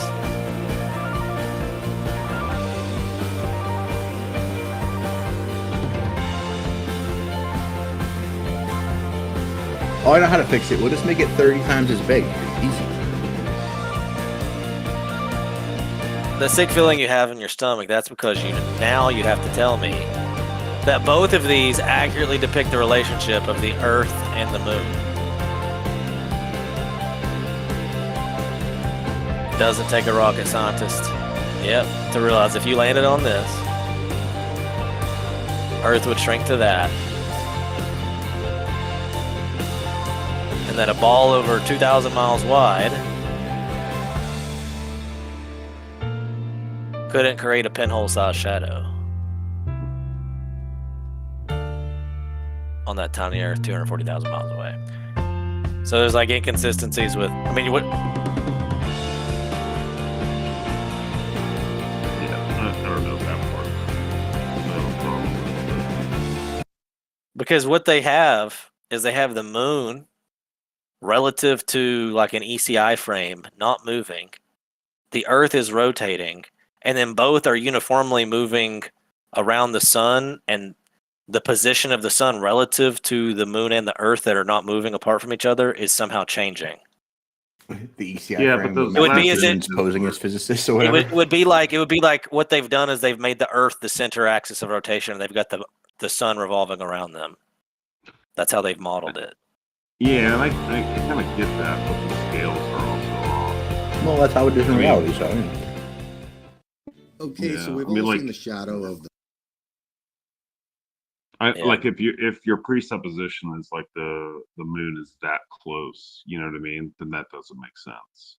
If your presupposition is the moon is that far from the Earth, and the Earth is that far from the sun, that little shadow by the eclipse, it kind of makes sense, I guess, in a way. But I totally get what you're saying. Yeah, that's pretty cool. In this, look, you've got an Earth that's not moving; it's only rotating. You've got a moon that's not moving. The only thing that's actually moving relative to the Earth is the light source, right? If Well, you unless they're rotating around it, but yeah. revolving, right? But if these were revolving around the sun, then the reference angle between them, like a straight line between them and the sun, Uh-huh. that would change. However, why is the moon not moving? Well, that's just the perspective. I mean, and the explanation, I think, is like the Bible one, right? Like the Earth or the moon's rotation is the same rotation as it orbits around the Earth. That's why we can look up with a telescope. We can always see the same craters. Hey, Verdak, So, can I you mean, maybe get a little closer to your mic? Oh, sorry. You're just a little. I have you turn up all the way, and you're a lot quieter than everyone else. If you can't do anything about Yeah. it, no problem. It's just a question. Because if we look up in the sky, if we imagine this right here, this picture right here is like the sun, and then this arrow right here is the moon, and we see the moon coming from the right, moving to the left, coming across the sun, right? Because that's what we see.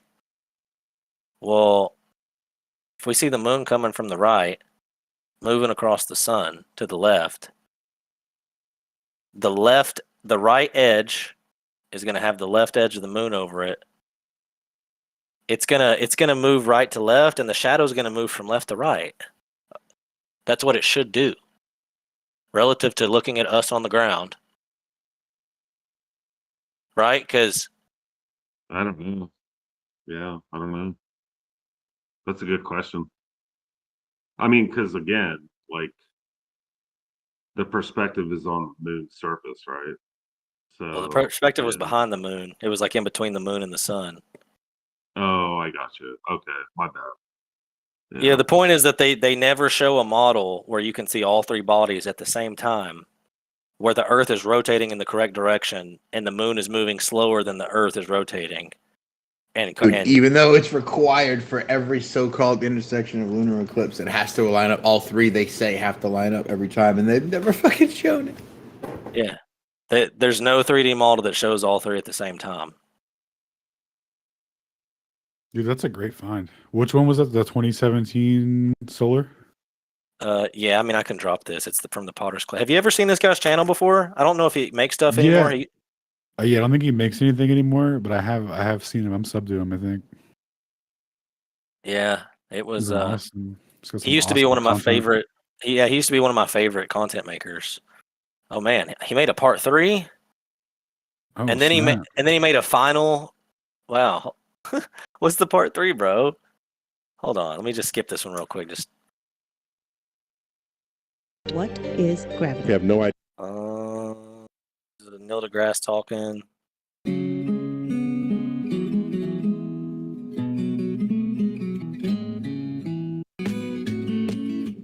Oh my gosh, is he gonna model it? Hold on. Let's see. Okay.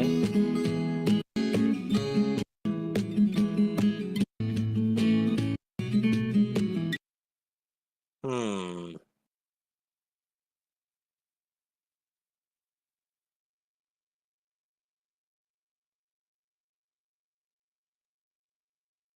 Hmm.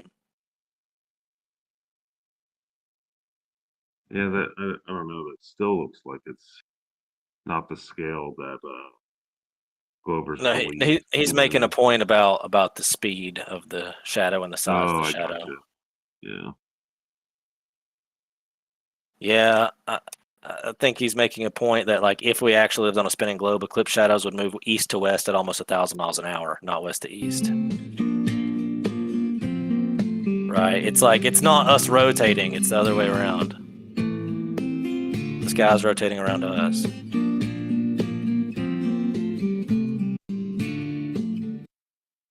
Computers, okay. Saying computer software can't even show this eclipse correctly. I mean, the scale's not perfect, right? But like, Yeah, let's see what they do. well, it's got the shadow moving east to west.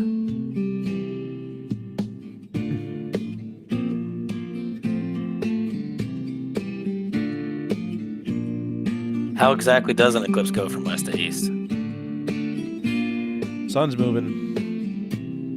Yeah, bro, the sun's moving. Very easily, right? The light is moving. But I mean, And the or Earth moving isn't. around the sun. I mean, I don't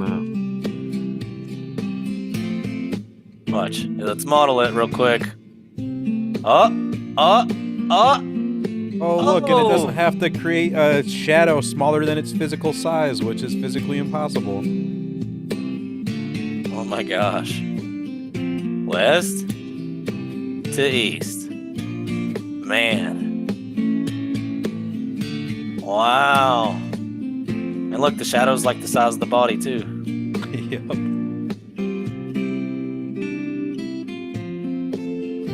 Yeah. It's amazing how simple it is, right, dude? It's like it's freaking crazy, dude. Like you can't they don't have any animations. There's no 3D models that exist that show all three bodies, that show the sun, moon, and Earth at the same time, that have the Earth rotating in the correct direction and have it rotating faster than the moon is orbiting, that correctly model the shadow direction.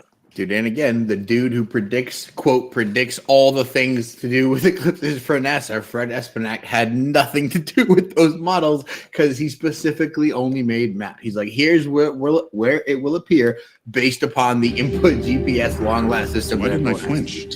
Here's where it will Because appear. the laws What of will science cause differ that in a fundamentally physics from three-body system? He had no effing idea. Oh, this is the best Wow. version. So this is he took all 4 videos or all 3 or whatever and cut the best parts out of them and made one 11-minute one. So I'm Ooh, gonna put can you? Thank you, sir. yeah, I'm gonna drop that one and delete the other Dude, one. that's awesome. Good find, man. Yeah, good. Yeah, thanks for sharing that, Piezo. Good stuff. It's crazy worries. how relevant something from the past becomes when you have proper knowledge to like apply to it, and you're like, oh, this is way more significant than just like the,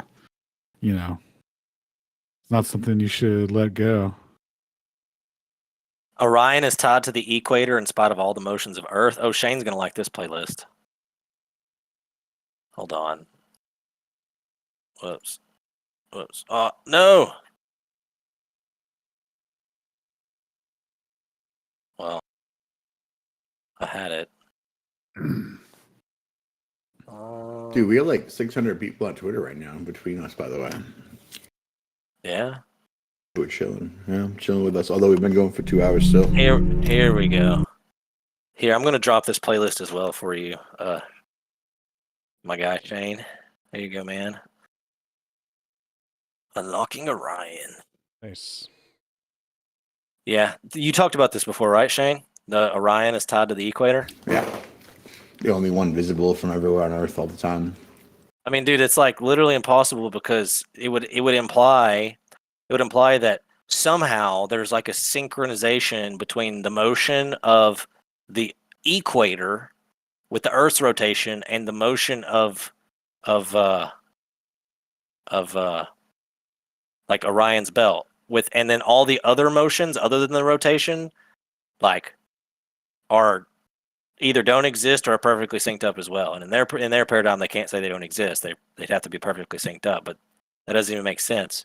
Like, you're saying that the gyrating, the wobbling, the following of the precession around the sun and the sun's path through the solar system carrying the Earth, that Orion is doing all that stuff too? Like, it just doesn't make sense. It's not possible. But where's my Elmo gif? It makes perfect sense. Wobble, wobble, wobble, baby.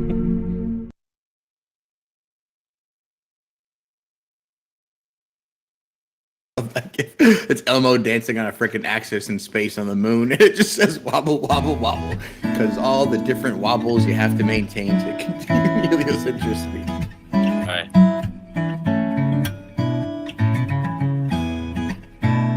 Yeah, they used to say the ancient cultures or civilizations were retarded, right? I mean,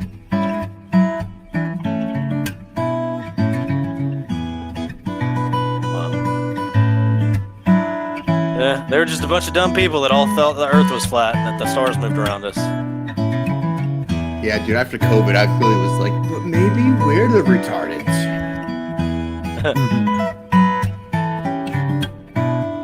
They knew a bunch of stuff. They built a bunch of crazy stuff. You know, but they were dumb. You know, they built stuff we could never hope to build today, but they were dumb, right? Yeah. All right. Well, I think we're gonna wrap up for tonight. Oh, sorry, you guys are streaming. That's right. My bad. No, you're good. I'm just watching stuff, and y'all are along for the run.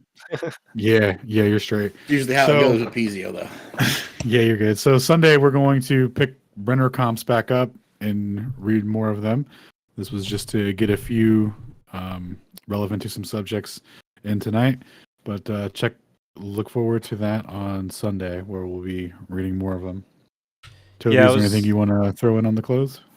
It was kind of perfect the way it just seems like Brenner just seems to naturally spark a lot of conversations. So that was fantastic. So on Sunday, like Alan said, and like we mentioned earlier, we're going to do bring your own Brenner comps. So there's a ton in the live chat that have been shared, that level is shared.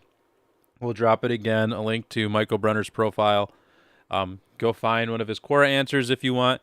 I would recommend checking out all 432 of his Quora answers. But go and find one, pick one that you want to read, and bring it on Sunday at 8 p.m. Eastern here on the Aether Cosmology Discord server. We're going to go through and just all take a turn reading one, and we will be live streaming that just like we did here tonight. And, of course, tomorrow, Space Audits and I believe Anti-Disinfo League will be streaming for Flat Earth Fridays.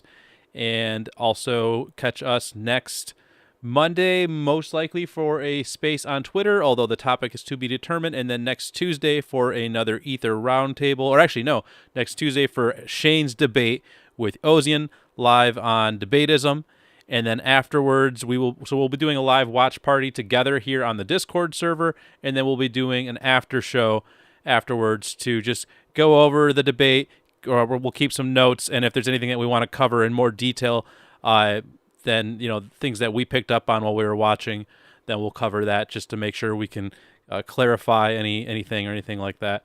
So yeah, thanks again for being here, everybody, and please take care of yourself. Thanks.